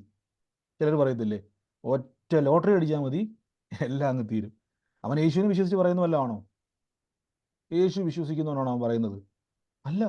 അവൻ ചിലപ്പം കള്ളു കുടിച്ചിട്ട് പറയുന്നതായിരിക്കും, എൻ്റെ ഒറ്റ ലോട്ടറി അടിച്ചാൽ എൻ്റെ സകല പ്രശ്നവും തീരും. അവന് വരെ വിശ്വാസമുണ്ട്. മനസ്സിലായോ? ലോകത്തിൽ ജീവിക്കുന്ന, മദ്യപാനത്തിൽ ജീവിക്കുന്ന അവൻ പോലും, ഞാൻ ഒത്തിരി പേര് അങ്ങനെ പറഞ്ഞു കേട്ടോ കേട്ടോ, അതുകൊണ്ടാണ് ഞാൻ പറഞ്ഞത്. മദ്യപിച്ച് ലക്ക് കിട്ടാൻ വരെ പറയുന്നത് കടവുണ്ട്, പക്ഷെ ഒരൊറ്റ ലോട്ടറി അടിച്ചാൽ തീരും. പക്ഷെ വിശ്വാസി പറഞ്ഞതെന്നറിയാവോ, ഞാൻ പ്രാർത്ഥിക്കുന്നുണ്ട് മാറുന്നില്ല. അല്ല, എൻ്റെ ദൈവം എനിക്ക് മാറ്റിത്തരും, കാണണം. ഒരു 10 രൂപയുടെ ലോട്ടറി എടുക്കുന്നവൻ ഇത്രയും വിശ്വാസമുണ്ടെങ്കിൽ, അവൻ പറയുന്ന അവൻ്റെ 10 ലക്ഷം രൂപ, അവൻ്റെ 20 ലക്ഷം രൂപ ഒറ്റ ലോട്ടറി അടിച്ചാൽ തീരുമെന്ന്, ഒരു പേപ്പർ തുണ്ട് കഷ്ണത്തിന് പോലും വിലയില്ലാത്ത ആ ലോട്ടറിയുടെ റിസൾട്ട് വന്നാൽ പിന്നെ അതിന് വെറും വിലയില്ല, വെറും പേപ്പറിൻ്റെ വിലയുള്ള ആ പേപ്പർ അവൻ്റെ പോക്കറ്റിൽ കിടക്കുമ്പം അവൻ പറയുകയാണ്, ഇതൊന്ന് അടിച്ചാലുണ്ടല്ലോ എൻ്റെ സകല വിഷയവും മാറുമെന്ന് അവന് പറയാമെങ്കിൽ, പരിശുദ്ധാത്മാവുള്ള ജീവനുള്ള വചനകത്തുള്ള യേശുവിൽ വിശ്വസിച്ച് നിങ്ങൾ പറയണം, അവനേക്കാൾ ഉറപ്പ് എനിക്കുണ്ട്, എൻ്റെ ദൈവം ഈ വചനത്തെ മുളപ്പിച്ച് എനിക്ക് അത്ഭുതമാക്കി മാറ്റും. ഇത് കാണാൻ പഠിക്കണം, ഇത് കാണാൻ പഠിക്കണം. മനസ്സിലാവുന്നുണ്ടോ? ഈ വിത്ത് മുളയ്ക്കുമെന്ന് ഉറപ്പില്ലാത്തതുകൊണ്ടാണ് പലപ്പോഴും നമ്മുടെ ഉള്ളിൽ നമുക്കൊരു ശരിയാ, നമ്മൾ ചിലപ്പോൾ പറയും, ബ്രദർ എൻ്റെ വിഷയം ബ്രദറിന് അറിയാൻ മേലാഞ്ഞിട്ട് അത്രത്തോളം ഞാൻ സ്ട്രഗിൾ അനുഭവിക്കുന്നുണ്ട്. ഒന്ന് കണ്ണടച്ച്, എല്ലാവരും ഒന്ന് കണ്ണടച്ചിട്ട് പ്രശ്നങ്ങൾക്കകത്തിരിക്കുന്നവർ, നിങ്ങളെ ദുഃഖിപ്പിക്കുന്ന വിഷയങ്ങളൊന്ന് മനസ്സിലൊന്ന് കൊണ്ടുവന്നേ. എന്നിട്ട് ദൈവത്തിന് എത്ര നേരം വേണം ആ വിഷയം മാറ്റാൻ? പറ. മനസ്സിൽ ആ വിഷയം കൊണ്ടുവന്നേ, എത്ര നേരം വേണം? ദൈവത്തിന് എത്ര നേരം വേണം? 1 സെക്കൻഡ്, 1 നിമിഷം മതി. ഒറ്റ നിമിഷം മതി. ആ 1 നിമിഷം കണ്ടുകൊണ്ട് വേണം ഇനി മുതൽ പ്രാർത്ഥിക്കാൻ. ഇപ്പൊ ബ്രദറെ ഇത് ഇച്ചിരി ബുദ്ധിമുട്ടാ. അങ്ങനെ വേണം ചെയ്യാൻ. ഒരു വിശ്വാസി വചനം പറയുമ്പോൾ ഇങ്ങനെ വേണം ചെയ്യുവാൻ. അതുകൊണ്ടാണ് കർത്താവായ യേശു ക്രിസ്തു പറഞ്ഞിരിക്കുന്നത്, തൻ്റെ മുമ്പിൽ വെച്ചിരിക്കുന്ന സന്തോഷത്തെ ഓർത്തുകൊണ്ട് അവൻ ക്രൂശിനെ അലക്ഷ്യമാക്കി. മനസ്സിലാകുന്നുണ്ടോ? തൻ്റെ മുമ്പിൽ വെച്ചിരിക്കുന്നതിനെ ഫോക്കസ് ചെയ്തു. എന്താ മുമ്പിൽ വെച്ചിരിക്കുന്നത് അറിയാവോ? 3-ാം നാൾ മരിച്ചു, അടക്കപ്പെട്ടു, പത്രോസ്ലീഹ കൊണ്ടത് വലിയൊരു റീത്ത് വെക്കും, യേശു നല്ലവൻ എന്ന് പറഞ്ഞ് റീത്ത് വെക്കും. നമ്മൾ പറഞ്ഞില്ല ഓം മെമ്മറി എന്നൊക്കെ പറഞ്ഞുകൊണ്ട് ജീവിച്ചിരിക്കുന്ന കാലത്തോളം എത്ര യേശു എത്ര നല്ലവനായിരുന്നു പറഞ്ഞ കുറേ വാചകമല്ല യേശു ഓർത്തത്. യേശു ഓർത്തത് 3-ാം നാൾ ഈ കല്ലറ പൊട്ടിച്ച് ഞാൻ ഉയർത്തെഴുന്നേറ്റ് സകല മനുഷ്യർക്കും ഞാൻ തന്നെ രക്ഷകൻ എന്ന് കാണത്തക്കവണ്ണം എൻ്റെ ദൈവം എന്നെ ഉയർത്തുമെന്നുള്ള സന്തോഷം ഓർത്തുകൊണ്ട് കർത്താവ് ക്രൂശിനെ എന്ത് ചെയ്തു? ലക്ഷ്യമാക്കി കളഞ്ഞു. ഈ ദിവസങ്ങളിൽ പ്രശ്നങ്ങളോട് പറ, ഞാൻ നിന്നെ മൈൻഡ് ചെയ്യുന്നില്ലെന്ന് പറ. എൻ്റെ കൂടെ പറ, ഞാൻ നിന്നെ മൈൻഡ് ചെയ്യുന്നില്ലെന്ന് പറ. ഒറ്റ നിമിഷം മതി എൻ്റെ ഞാൻ കർത്താവ്. മൈൻഡ് ചെയ്യുന്നില്ല എൻ്റെ പ്രശ്നം. പ്രശ്നങ്ങളെ ഞാൻ മൈൻഡ് ചെയ്യുന്നു. ഞാൻ എന്റെ പ്രശ്നങ്ങളെ മൈൻഡ് ചെയ്യുന്നില്ല. ഞാൻ മൈൻഡ് ചെയ്യുന്നില്ല. നിങ്ങൾക്കറിയാവോ കോവിഡ് വന്ന സമയത്ത് രാജാവായിക്കോട്ടെ, മന്ത്രി ആയിക്കോട്ടെ, പ്രഭു ആയിക്കോട്ടെ, കളക്ടർ ആയിക്കോട്ടെ, IAS ആയിക്കോട്ടെ, ഡോക്ടർ ആയിക്കോട്ടെ, IPS ആയിക്കോട്ടെ, സകലരും മുട്ടുമടക്കിയോ ഇല്ല ഒരു കുഞ്ഞു വൈറസിന് മുമ്പിൽ. നമ്മുടെ കാര്യം പിന്നെ പോട്ടെ, നമ്മൾ സാധാരണക്കാരാ. ലോകത്തിലെ പ്രഗത്ഭന്മാരെന്ത് ചെയ്തു? തെരുവുകളിലൊക്കെ ഇങ്ങനെ നോട്ടൊക്കെ ഇങ്ങനെ വലിച്ചെറിഞ്ഞ് കിടക്കുക. കാശുണ്ടായിട്ടും കാര്യമില്ല. വലിയ വലിയ സെലിബ്രിറ്റികൾ പോലും എന്ത് ചെയ്തു? ഒന്നുമില്ലാതെ രോഗത്തെ ഭയന്നിരിക്കും. ഒരു കുഞ്ഞു വൈറസിന് ഇത്രയേ ഉള്ളൂ മനുഷ്യൻ. എന്നാൽ നാം സേവിക്കുന്ന ദൈവത്തിൻ്റെ കപ്പാസിറ്റി ഈ ദിവസങ്ങളിൽ സങ്കീർത്തനങ്ങളാലും സ്തുതികളാലും ഉള്ളം നിറയ്ക്കണം. എന്നിട്ട് കാണണം. സ്തുതിക്കുമ്പോൾ നമ്മൾ എന്ത് ചെയ്യണം? ദാവീദ് എഴുതിയ സങ്കീർത്തനങ്ങൾ നിങ്ങൾ വായിക്കുമ്പോൾ ഇങ്ങനെ എഴുതിയേക്കുന്നത്, യഹോവ എൻ്റെ ഇടയനാകുന്നു, എനിക്കൊന്നിനും മുട്ടുണ്ടാകത്തില്ല. ഇതൊക്കെ നമ്മൾ വായിക്കുക. ശരിക്കും പറഞ്ഞാൽ സങ്കീർത്തനങ്ങളാണ്, അത് കീർത്തനങ്ങളാണ്, അതൊരു പാട്ടാണ്. ദാവീദ് തൻ്റെ വീണ എടുത്തിട്ട് അവിടെ ഇങ്ങനെ ആടിൻ്റെ, നമുക്കറിയാം ആടിൻ്റെ ഒക്കെ കൂടെ ജീവിക്കുന്ന സമയത്ത് ആട്ടിടയന്മാരൊക്കെ അടുത്തോട്ട് പോയി കഴിഞ്ഞാൽ ആടിൻ്റെ ഒരു മണമുണ്ടല്ലേ, നല്ല ഒന്നാന്തരം സ്പ്രേയുടെ മണമൊന്നും അല്ല. ആടിനെ തിരുമിയും ആടിൻ്റെ കൂടെ മുട്ടി ഒരുമിയും നടക്കുന്ന ആട്ടിടയന്മാരുടെ ശരീരത്തിൽ ആടിൻ്റെതായ ഒരു മണമുണ്ട്. ആടിൻ്റെ വിസർജ്യത്തിൻ്റെ ചില മണങ്ങൾ അവർ ദേഹത്ത് കണ്ടേക്കാം. ഇതിൻ്റെ ഇടയിൽ നിൽക്കുമ്പോഴും ദാവീദ് ആ കിന്നരം എടുത്തിട്ട് ഇങ്ങനെ വായിക്കും, ഇങ്ങനെ പാട്ടുപാടേ, യഹോവ എൻ്റെ ഇടയനാകുന്നു, എനിക്കൊന്നിനും മുട്ടുണ്ടാകത്തില്ല.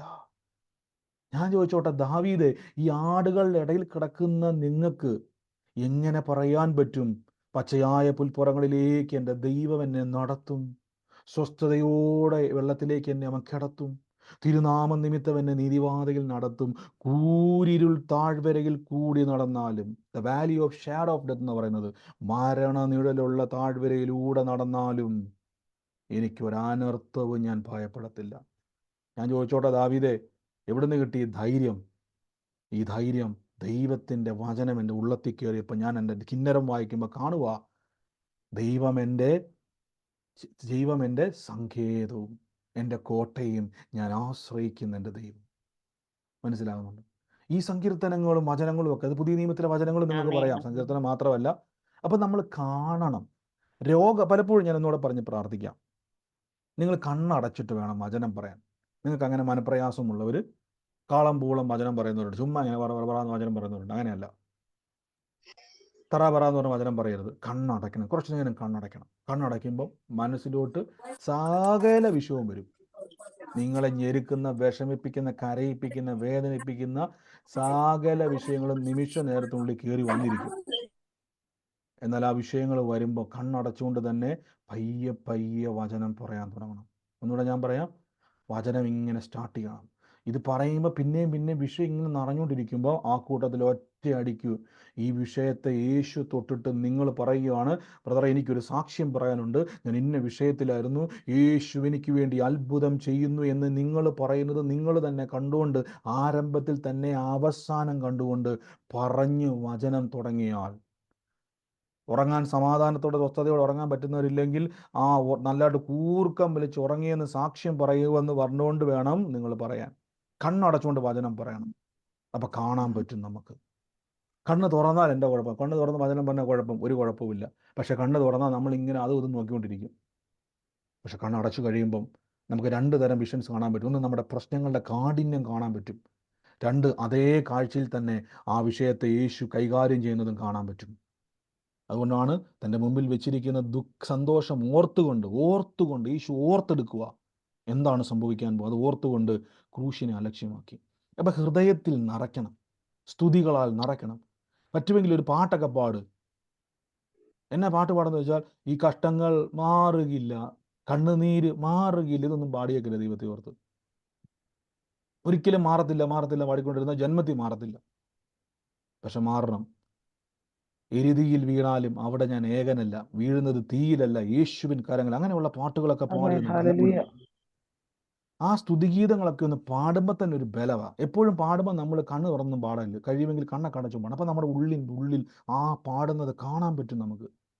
ഞാൻ ഒരു ദിവസം ഓർക്കുന്നുണ്ട്, ഞാൻ കോട്ടയത്ത് നിന്ന് തൃശ്ശൂർ ഈ പാട്ടൊക്കെ കേട്ടുകൊണ്ട് ഇങ്ങനെ അങ്ങ് പോവാം. ചില വിഷയങ്ങൾ എൻ്റെ ജീവിതത്തിൽ ഉണ്ടായിരുന്നു. പക്ഷെ ഞാൻ ഇങ്ങനെ പാട്ട് കേട്ട് ഞാൻ അറിയാതെ ആരാധിച്ച് ചാടി എണീറ്റ് ട്രെയിനിൽ നിന്ന്. എല്ലാവരും എന്നെ നോക്കി. പെട്ടെന്ന് ഞാൻ കണ്ണ് തുറന്നപ്പോൾ അയ്യോ ട്രെയിനിലാണ്, മറന്നുപോയി ഞാൻ. അത് അത്രയും നേരം ആ വിഷയം ഓർത്തുകൊണ്ടിരുന്നു. പക്ഷേ ആ സ്തുതിഗീതങ്ങളെല്ലാം കേട്ട് ഹൃദയത്തിൻ്റെ അകത്ത് ഞാൻ ഇങ്ങനെ കാണുക, ഞാൻ സാക്ഷിയാകുന്നത്. പെട്ടെന്ന് ഞാൻ പോലും അറിയാതെ ചാടി അത് എണീറ്റ് പോയി. ആ സമയത്ത് കണ്ണ് തുറന്നില്ല, ചിലപ്പോൾ ഞാൻ തുള്ളി ചാടി ഡാൻസ് കളിച്ചാനെ. എൻ്റെ കാരണം ഉള്ളം നിറയുക, നമ്മുടെ ഉള്ളം നിറയുക. ആ ഉള്ളം നിറയുമ്പോൾ വചനത്തിന് മുളയ്ക്കാതിരിക്കാൻ പറ്റത്തില്ല, അറിയാവോ? അങ്ങനെ നിറയുന്നവരുടെ ഉള്ളിൽ ആ വചനത്തിന് ചലിക്കാതിരിക്കാൻ പറ്റത്തില്ല. അല്ലെങ്കിൽ ചാക്കുകെട്ടിൻ്റെ അകത്തിരിക്കുന്ന നെല്ല് പോലെ ഇപ്പോഴും ഇരിക്കും, ഒരു ഗുണവും ഇല്ല. ആ നെൽക്കതിര് നിങ്ങൾ ഇനിയിപ്പം എത്ര കൊല്ലം ഇരുന്നാലും ആ പത്തായത്തിൽ ചാക്കുകെട്ടിൻ്റെ അകത്ത് ഇപ്പോഴും ആ നെല്ലിരിക്കും. ഭയങ്കര വചനമൊക്കെ അറിയാം, പക്ഷെ അവിടെ ഇരിക്കും. അത് പെറുക്കിയെടുത്ത് വലിച്ചെറിയും ആ പാടത്തോട്ട്, അത് മുളച്ച് നിങ്ങൾക്ക് സാക്ഷ്യമായിട്ട് മാറും. നമുക്ക് ഒരുമിച്ച് പ്രാർത്ഥിക്കാം. വൻ കാര്യങ്ങളെ കർത്താവ് ചെയ്യും യേശുവിൻ്റെ നാമത്തിൽ. എൻ്റെ കൂടെ ഇന്ന് പ്രാർത്ഥിച്ച് രോഗികളായി ഭാരപ്പെടുന്നവർ, ആ രോഗമുള്ള ഭാഗത്ത്, വേദനയുള്ള ഭാഗത്ത് യേശുവിൻ്റെ ആ ബ്ലഡിൻ്റെ റിസൾട്ട് ഒന്ന് കണ്ടേ. ജന്മത്തിൽ ബ്രദറായി പ്രഷറും ഷുഗറും കൊളസ്ട്രോളും അതും ഇതൊന്നും മാറാൻ പോകുന്നില്ല, ക്യാൻസർ ഒന്നും മാറാൻ പോകുന്നില്ല. യേശുവിൻ്റെ നാമത്തിൽ നിന്ന് കണ്ണടച്ച് എന്നിട്ട് കാണ് യേശു എന്നെ തൊട്ട് ഞാൻ അത്ഭുത സാക്ഷ്യം. യേശുവിൻ്റെ വിഷയത്തിൽ അയ്യോ ബ്രദറെ, ഞാൻ വലിയ കടത്തിൻ്റെ അകത്ത് ഞെരുങ്ങി നിൽക്കുമായിരുന്നു, പക്ഷെ വലിയൊരു നന്മ യേശു എനിക്ക് തന്നെന്നൊക്കെ പറയുന്ന സാക്ഷ്യം കാണും. ഹൃദയത്തിലൊന്ന് കണ്ടേ. ഒരു ദിവസം എണീക്കുമ്പോൾ അത്ഭുതം കിടക്കുന്നു എൻ്റെ കൂടെ, അത്ഭുതം കിടക്കുന്നു എൻ്റെ ജീവിതത്തിൽ, അത്ഭുതം കിടക്കുന്നു എൻ്റെ ജീവിതത്തിൽ. അതൊക്കെ കണ്ടുകൊണ്ട് വേണം സ്തുതിക്കാൻ. ഒന്ന് സ്തുതിക്കണം. അല്ലാതെ നിരാശയോടെ പാട്ടും പാടിക്കൊണ്ടിരുന്ന, കണ്ണും തുറന്ന് അവരെ ഇവരെ നോക്കിക്കൊണ്ട് പാട്ടൊക്കെ പാടിക്കൊണ്ടിരുന്നാൽ ഒന്നും സംഭവിക്കാൻ പാടില്ല. സ്തുതിക്കണം. ദൈവത്തെ സങ്കീർത്തനങ്ങളാൽ ദൈവത്തെ കീർത്തിക്കണം. ഹൃദയത്തിൽ എല്ലായ്പ്പോഴും ക്രിസ്തുവേശുവിൽ ദൈവത്തിന് സ്തോത്രം ചെയ്തുകൊണ്ടിരിക്കണം. മനസ്സിലാവുന്ന എത്ര പേർക്ക് ഈ വചനം മനസ്സിലായിട്ട് അവരൊന്ന് പ്രാർത്ഥിച്ച്, യേശുവേ ഇന്ന് ഞാൻ ഈ വചനം കേൾക്കുന്നതോട് പറഞ്ഞു, നിങ്ങളുടെ സ്ഥിതി മാറും.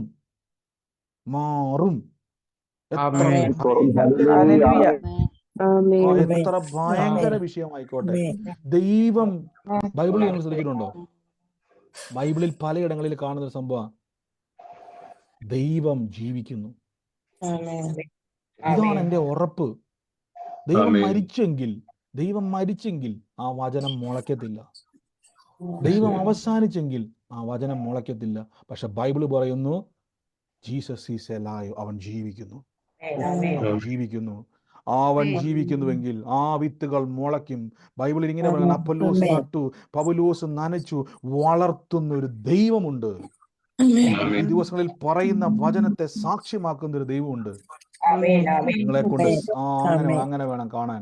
ഞാൻ ഈ പറയുന്ന വചനത്തെ എനിക്ക് അത്ഭുത സാക്ഷ്യമാക്കുന്ന ഒരു ദൈവം എൻ്റെ കൂടെയുണ്ട്. അത് കണ്ട് സ്തുതിച്ച് നമ്മുടെ അകത്തെ മനുഷ്യനൊന്ന് ബലപ്പെടുത്തിക്കേ. കണ്ടു പ്രാർത്ഥിച്ച്. വീണ്ടും പറയുന്നു, ഈ ദിവസങ്ങളിൽ വല്ലാതെ ഭാരപ്പെടുന്നവർ, ഇനി ബ്രദറെ എനിക്ക് കുഴപ്പമില്ല, കണ്ണടച്ചില്ലെങ്കിലും കുഴപ്പമില്ല ബ്രദറെ, എനിക്ക് ബലമുണ്ട്, അങ്ങനെയുള്ളവർ കണ്ണടയ്ക്കണ്ട. പക്ഷെ ബ്രദറെ എനിക്ക് കണ്ണടച്ചാൽ പേടിയാ ബ്രദറെ, കണ്ണടച്ചേ. എന്നിട്ട് വചനം അങ്ങോട്ട് കുറേ നേരം വചനം പറഞ്ഞുകൊണ്ടിരിക്കുക. എന്നിട്ട് വചനം പറഞ്ഞുകൊണ്ടിരുന്നിട്ട് ഒന്ന് കണ്ടേ, ബ്രദറെ എനിക്കൊരു സാക്ഷ്യം പറയാനുണ്ട് ബ്രദറെ, യേശുവിനെ തൊട്ടെന്ന് നിങ്ങൾ പറയുന്നത് കണ്ടുകൊണ്ട് ആ വചനം പറയുമ്പോൾ ആ വചനത്തിന് അവിടെ ഇരിക്കാൻ പറ്റത്തില്ല. വചനം ചലിക്കുവാൻ തുടങ്ങും, പയ്യെ മുള പൊട്ടാൻ തുടങ്ങും, അതിൻ്റെ അകത്ത് ഞാറ് പുറത്തു വരാൻ തുടങ്ങും. പിന്നീട് അതിൻ്റെ അകത്തുനിന്ന് ഒരു കൊയ്ത്തിന് വേണ്ടിയുള്ള നിറവിലേക്ക് ആ വചനം വരും. എന്താ ഉറപ്പെന്ന് വെച്ച് കഴിഞ്ഞാൽ വളർത്തുന്ന ഒരു ദൈവമുണ്ട്, പ്രവർത്തിക്കുന്ന ഒരു ദൈവമുണ്ട്. Name of Jesus. കർത്താവേ അനുഗ്രഹിക്കട്ടെ. രോഗത്താൽ ഭാരപ്പെടുന്ന കൈവച്ച് രോഗമുള്ള ഭാഗത്ത് കൈവെക്ക്. ഇപ്പോഴാ വേദന മാറുക, ഇപ്പോൾ ആ മുറിവുകൾ കരിയാം. നമ്മൾ എത്രയോ കഴിഞ്ഞ ദിവസങ്ങളിലൊക്കെ ഒത്തിരി സാക്ഷ്യം കേട്ടു. ഇന്നും പ്രവർത്തിക്കുന്ന ദൈവം. കൈവച്ച് രോഗമുള്ള ഭാഗത്തൊരു കൈവച്ചേ. ആ രക്തത്തിന്റെ മേൽ കൈവെക്കാൻ പറ്റത്തില്ലെങ്കിൽ ആ ശരീരത്തിന്റെ കൈവച്ചിട്ട് പറയാം, എന്റെ ബ്ലഡിലെ കൗണ്ടുകൾ ഞെട്ടാൻ പോവുക. ഡോക്ടർ പറയാൻ പോയി, ഇത് അൺബിലീവബിൾ, ഡോക്ടർ പറയാൻ പോവുക. അങ്ങനെ കണ്ടേ, ഡോക്ടർ പറയാൻ പോവാ അൺബിലീവബിൾ. ഇങ്ങനെ കേട്ടെ, ഡോക്ടർ പറയാൻ പോവാ എൻ്റെ കരിയറിൽ ഇത്രയും വലിയൊരു മിറക്കിൾ ഞാൻ കണ്ടിട്ടില്ല, നിങ്ങളെപ്പറ്റി പറയാൻ പോവാ. നാട്ടുകാർ പറയാൻ പോവാ, സഹോദരി അയ്യോ ഞാൻ ഓർത്ത് നീ കടം കൊണ്ട് തീരുവെന്ന് ഓർത്തത്, നീ രക്ഷപ്പെട്ടല്ലേ എന്ന് നാട്ടുകാർ എന്നെ പറ്റി പറയുന്നത്. ഞാൻ ഓർത്ത് നിന്റെ തലമുറ ഒരിക്കലും രക്ഷപ്പെടത്തില്ലെന്ന്. പക്ഷേ അയ്യോ നിന്റെ തലമുറ ഇതേപോലെ അനുഗ്രഹിക്കപ്പെടുമെന്ന് ഞാൻ ഓർത്തില്ലെന്ന് പറയുന്നത് കേട്ടുകൊണ്ട് വിശ്വാസ വചനം പറ. മുളപ്പിച്ചേ, വചനത്തെ ഒന്ന് മുളപ്പിച്ചേ. ആമേൻ. ഓ ജീസസ് ക്രൈസ്റ്റ്, ഞാൻ ജീസസ് ക്രൈസ്റ്റ്, യേശുവിന്റെ നാമത്തിൽ, യേശുവിന്റെ നാമത്തിൽ. ഇങ്ങനെയാണ് നാം വചനത്തെ മുളപ്പിക്കുന്നത്. നമ്മുടെ ഇന്നർ മാനെ നമ്മൾ പൊടി തട്ടിയെടുക്കുക. ഇത് ബുദ്ധിയുള്ളവന് കാണാൻ പറ്റത്തില്ല കേട്ടോ. ബുദ്ധി കൂടുതലുള്ളവൻ പറയും എൻ്റെ പൊന്നു സഹോദരൻ, മെഡിക്കൽ റിപ്പോർട്ടിൽ രോഗം കണ്ടത് എങ്ങനെ തിരുത്താനാ? ഡോക്ടർ പറഞ്ഞു കേട്ടില്ലേ അതിന് മാറാൻ പോകത്തില്ല, നിന്റെ ജീവിതം കൊണ്ടേ പോകത്തുള്ളൂ. കാര്യം ഡോക്ടർക്ക് തന്നെ ബുദ്ധിയില്ലേ? MRI സ്കാൻ മെഷീന് ബുദ്ധിയില്ലേ? അതുണ്ടാക്കിയവന് ബുദ്ധിയില്ലേ? ബ്ലഡ് ടെസ്റ്റ് എടുക്കുന്ന ആൾക്ക് ബുദ്ധിയില്ലേ? ബ്ലഡ് ടെസ്റ്റിന് റിപ്പോർട്ടിന് അതിന് തന്നെ കഴിവില്ലേ? ഇതെല്ലാം ശരിയാ സഹോദര, അതിനേക്കാൾ വലിയൊരു അകത്ത മനുഷ്യനുണ്ട്, അതിനേക്കാൾ വലിയൊരു ദൈവമുണ്ട്. മനസ്സിലാകുന്നുണ്ടോ? ഈ ദൈവത്തിൽ ആശ്രയിച്ചുകൊണ്ടാണ് ഞാനൊരു പൊട്ടനെ പോലെ കാണുക, എൻ്റെ റിപ്പോർട്ടുകൾ അത്ഭുതമാകും. ഇത് ആരോടൊക്കെയോ പരിശുദ്ധാത്മാവ് സംസാരിക്കുക. യേശുവിൻ്റെ നാമത്തിൽ ഒരു കുഞ്ഞിൻ്റെ ഒരു തലമുറയുമായി ബന്ധപ്പെട്ട് ആ റിസൾട്ട് ജീവിതകാലം മുഴുവൻ ഇതിനങ്ങനെയേ ആകത്തുള്ളെന്ന് പറഞ്ഞ അമ്മേ നീ ഓർത്ത് ഭാരപ്പെടണ്ട. ആ മാതാവിടെ കർത്താവ് പറയുന്നില്ല, റിപ്പോർട്ട് തിരുത്തിയിട്ട് ഡോക്ടർ തന്നെ പറയാൻ പോയി ഇത് മിറക്കിളാ. ഡോക്ടർമാരൊരിക്കലും മിറക്കിൾ എന്ന് പറയത്തില്ല. അവരുടെ മെഡിക്കൽ ടീമിൽ മിറക്കിൾ ഇല്ല. ശ്രദ്ധിച്ചിട്ടുണ്ടോ? നിങ്ങൾ ചോദിച്ചാൽ മതി.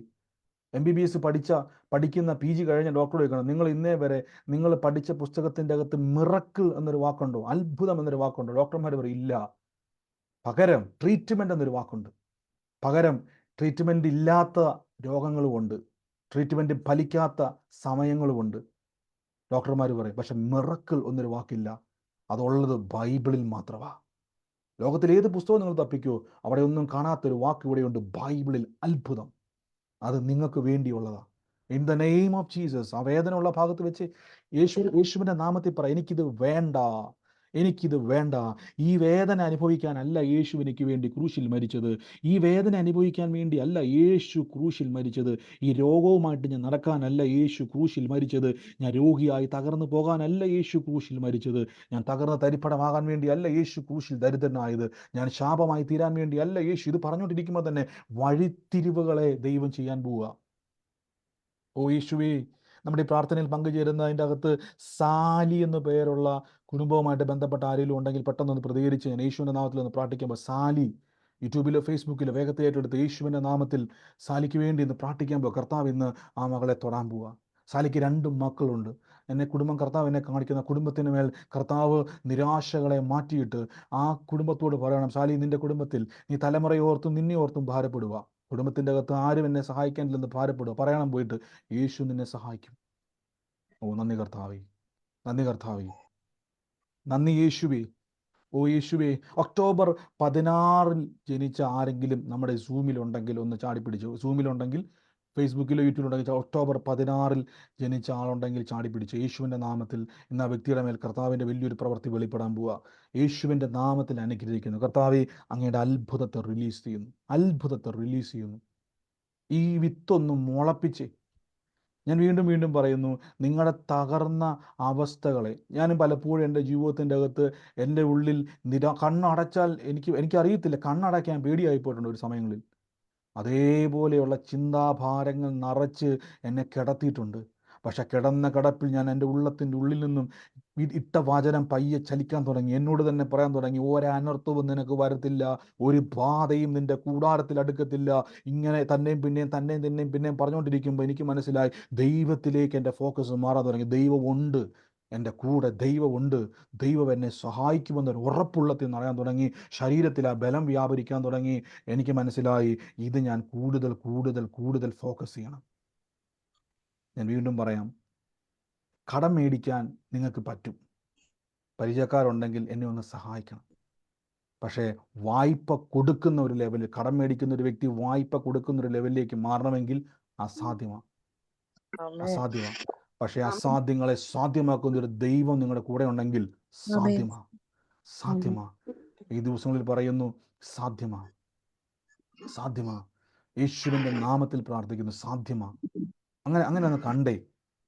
അങ്ങനെ നിങ്ങൾ കൊടുക്കുന്നെന്ന് കണ്ടേ, സൗഖ്യമാകുന്നത് കണ്ടേ, സൗഖ്യമാക്കുന്നത് കണ്ടേ, കണ്ടുകൊണ്ട് വേണം. ഇനി മുതൽ ഞാൻ നാളെ ചോദിക്കുമ്പം ബ്രദർ ഏത് വാക്യം എടുത്തെന്ന് വെച്ച് കഴിഞ്ഞാൽ ഈ ദിവസത്തിൽ കണ്ടുകൊണ്ട് പ്രാർത്ഥിക്കണം. ഇതാണ് നമ്മൾ ചെയ്യേണ്ടത്. ഞാൻ ഇടയ്ക്കിടയ്ക്ക് ചോദിക്കും, അനുഗ്രഹിക്കുന്നു. ഇപ്പം തന്നെ രോഗവും വേദനയും വിട്ടുമാറുകയാണ്. ഇനി മേലാൽ അത് കാണത്തില്ല കേട്ടോ. ഒന്ന് പറഞ്ഞ്, ഇത് എനിക്കുള്ളതല്ല, എൻ്റെ യേശുവിന് ഇഷ്ടമല്ല ഞാൻ രോഗിയാകുന്നത്. ദൈവത്തിൻ്റെ പ്ലാൻ എൻ്റെ സൗഖ്യമാണ്. അതുകൊണ്ടാണ് ക്രൂശിൽ യേശു അടിയേറ്റത്, യേശു മുറിവേറ്റത്. ഞാൻ രോഗിയാകുന്നത് യേശുവിന് ഇഷ്ടമല്ല.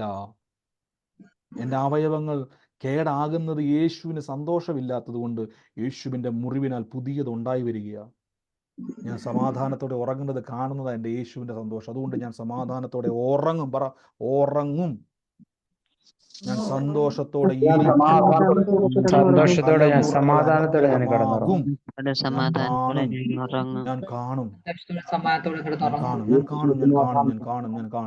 അതിന് വിരോധമായിട്ട് എല്ലാ കാഴ്ചകളും ഞാൻ വെട്ടി ദൂരെ കളയുന്നു.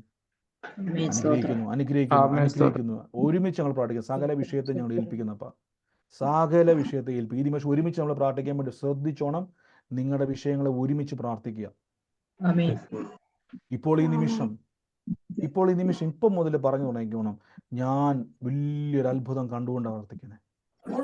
പിള്ളേരെ കൊണ്ട് ഒന്നാം ക്ലാസ്സിൽ ചേർക്കുമ്പോൾ തന്നെ നമ്മൾ മനസ്സിൽ കണ്ടവൻ ഡോക്ടർ ആയിരിക്കും. ഒന്നാം ക്ലാസ്സിൽ ചേർത്തപ്പോൾ തന്നെ നമ്മൾ മനസ്സിൽ കണ്ടവൻ ഡോക്ടർ ആണ്, അല്ലേ? അത് മാറിപ്പോകാൻ സാധ്യതയുണ്ട് മാനുഷികമായിട്ട്. പക്ഷെ വചനം വിശ്വസിക്കുന്നവൻ കണ്ടോണ്ട് നടക്കും. കാര്യം ഉറപ്പ് ദൈവത്തിൻ്റെതാണ്. അനുഗ്രഹിക്കുന്ന സകല വിഷയത്തെ ഒരുമിച്ച് പ്രാർത്ഥിക്കുന്നു. യേശുവേ, അങ്ങ് സൗഖ്യമാക്കി കൃപയ്ക്ക് സകല പ്രാർത്ഥന. ഈ ദിവസം കൂടി സാമ്പത്തികമായിട്ട് ഞാൻ വീണ്ടും പ്രാർത്ഥിക്കുകയാണ്. ഇത് കഴിയുമ്പോൾ നിങ്ങൾ ബ്രദറെ എനിക്കൊരു സാമ്പത്തിക വിഷയമുണ്ട്, ബ്രദറെ എനിക്കൊരു വിഷയമുണ്ട് ബ്രദറെ എന്ന് പറയരുത്. ശ്രദ്ധിച്ചോണം. ഇപ്പോൾ ഒരു തീ കത്തിക്കൊണ്ടിരിക്കുക. ഈ തീക്കകത്തോട്ട് പേപ്പർ കഷ്ണങ്ങൾ എറിയുന്നത് പോലെ യേശുവിൻ്റെ ഒരുമിച്ച് പ്രാർത്ഥനയേക്കാൾ ശക്തി വേറെ ഒന്നുമില്ല. എല്ലാവരും ഒരുമിച്ച് പ്രാർത്ഥിച്ച് ഞങ്ങൾ പരസ്പരം അനുഗ്രഹിക്കുന്നപ്പ. കടഭാരത്തിൽ നിൽക്കുന്നവരുണ്ട്, രോഗത്താൽ ഭാരപ്പെടുന്നവരുണ്ട്, മനപ്രയാസത്തിൽ കടന്നു പോകുന്നവരുണ്ട്, ആദ്യ ദുഃഖത്തിലിരിക്കുന്നവരുണ്ട്, തലമുറയോർത്ത് കരയുന്നവരുണ്ട്. എല്ലാവരെയും ഞങ്ങൾ ഒരു നിമിഷം ഒരുമിച്ച് ഏൽപ്പിക്കുന്ന യേശുവെ, ഒരുമിച്ച് ഏൽപ്പിക്കുക. കർത്താവ് ഫിനാൻഷ്യലി മാത്രമല്ല പല വിധമാകുന്ന തടസ്സങ്ങളിൽ കേസിൽ നിൽക്കുന്നവരുണ്ട്. അവരെയൊക്കെ ഓർത്ത് പ്രാർത്ഥിക്കുന്നു. ആരും മ്യൂട്ട് മാറ്റണ്ട. മൈക്ക് മ്യൂട്ട് ചെയ്തേ. ഒരുമിച്ച് നിങ്ങൾ കണ്ടോണം. നമ്മൾ കണ്ണടച്ച് കണ്ടു. ഒരു തീക്കകത്തോട്ട് പേപ്പർ എടുത്ത് കരിച്ചു കളയുന്നത് പോലെ നിങ്ങളുടെ വിഷയങ്ങളെ ഞങ്ങൾ ഇപ്പോൾ എറിഞ്ഞു കളയുക. അത് കത്തിത്തീരാൻ പോവുക. വിഷയങ്ങൾ കത്തിത്തീരുക. പ്രാർത്ഥിച്ച് അനുഗ്രഹിക്കുന്നു. അത്ഭുതങ്ങൾ സംഭവിക്കും. മിറക്കിൾസ്. ലോകത്തിൽ മെഡിക്കൽ സയൻസിന്റെ പുസ്തകത്തിൽ ഇല്ലാത്ത വാക്ക് മിറക്കിൾ. ലോകത്തിൽ ഒരു നിഘണ്ടുവിലും ഇല്ലാത്ത വാക്ക് മിറക്കിൾ. ബൈബിളിൽ മാത്രം നിൽക്കുന്ന ഒരു വാക്ക് മിറക്കിൾ. അത്ഭുതം ഇപ്പോൾ ശരീരത്തിൽ വ്യാപരിക്കുന്നു, ജീവിതത്തിൽ വ്യാപരിക്കുന്നു. Super natural. ഈ അക്കൗണ്ടൊക്കെ എടുത്ത് വെച്ചിട്ട് പറയാം, എൻ്റെ അക്കൗണ്ടിൽ അസാധാരണമായ മിറക്കിൾ മണി. വല കീറുമാറ് നന്മ പത്രോസിന്റെ പടകിൽ വന്നെങ്കിൽ ഒഴുകി നടക്കുന്ന മീൻ്റെ അകത്ത് ആ ചതുദ്രമ പണം വന്നെങ്കിൽ എൻ്റെ അക്കൗണ്ടിലും വരും, എൻ്റെ പേഴ്സിലും വരും, എൻ്റെ ജീവിതത്തിലും വരും. ഇനി ഞാൻ മേലാൽ വായ്പ വാങ്ങത്തില്ല. ഒന്ന് കണ്ടേ, എന്നെ ഞാൻ വായ്പ വാങ്ങിച്ചുകൊണ്ടിരിക്കുന്ന ആൾക്കാർക്ക് ഞാൻ അങ്ങോട്ട് കൊടുക്കാൻ പോവാ. ഓ, ഞാൻ രോഗത്തിലിരുന്ന ആ വിഷയത്തെ ഞാൻ അനേർക്ക് വേണ്ടി പ്രാർത്ഥിക്കുക. എൻ്റെ രോഗം വെച്ചോണ്ടല്ല കേട്ടോ, ആ പരിപാടി ഇല്ല. ആ രോഗം സൗഖ്യമായി, എന്നെ സൗഖ്യമാക്കി യേശു നിന്നെ സൗഖ്യമാക്കും എന്ന് പറഞ്ഞ് പ്രാർത്ഥിക്കാൻ പോവാ. ഓ, തകർന്ന ഭവനത്തിക്കരച്ചെന്ന് പറയാൻ പോവേ, ഞാൻ ഇതേപോലെ ഒരു അവസ്ഥയിൽ പോയതാ, യേശു എന്നെ വിടുവിച്ചു എന്ന് പറഞ്ഞുകൊണ്ട് മറ്റവർക്ക് വേണ്ടി പ്രാർത്ഥിക്കുന്ന ആ ലെവലിലേക്ക് യേശു നിങ്ങളെ മാറ്റുകയാണ്. I command in the name of Jesus Christ. I believe in the power of Jesus.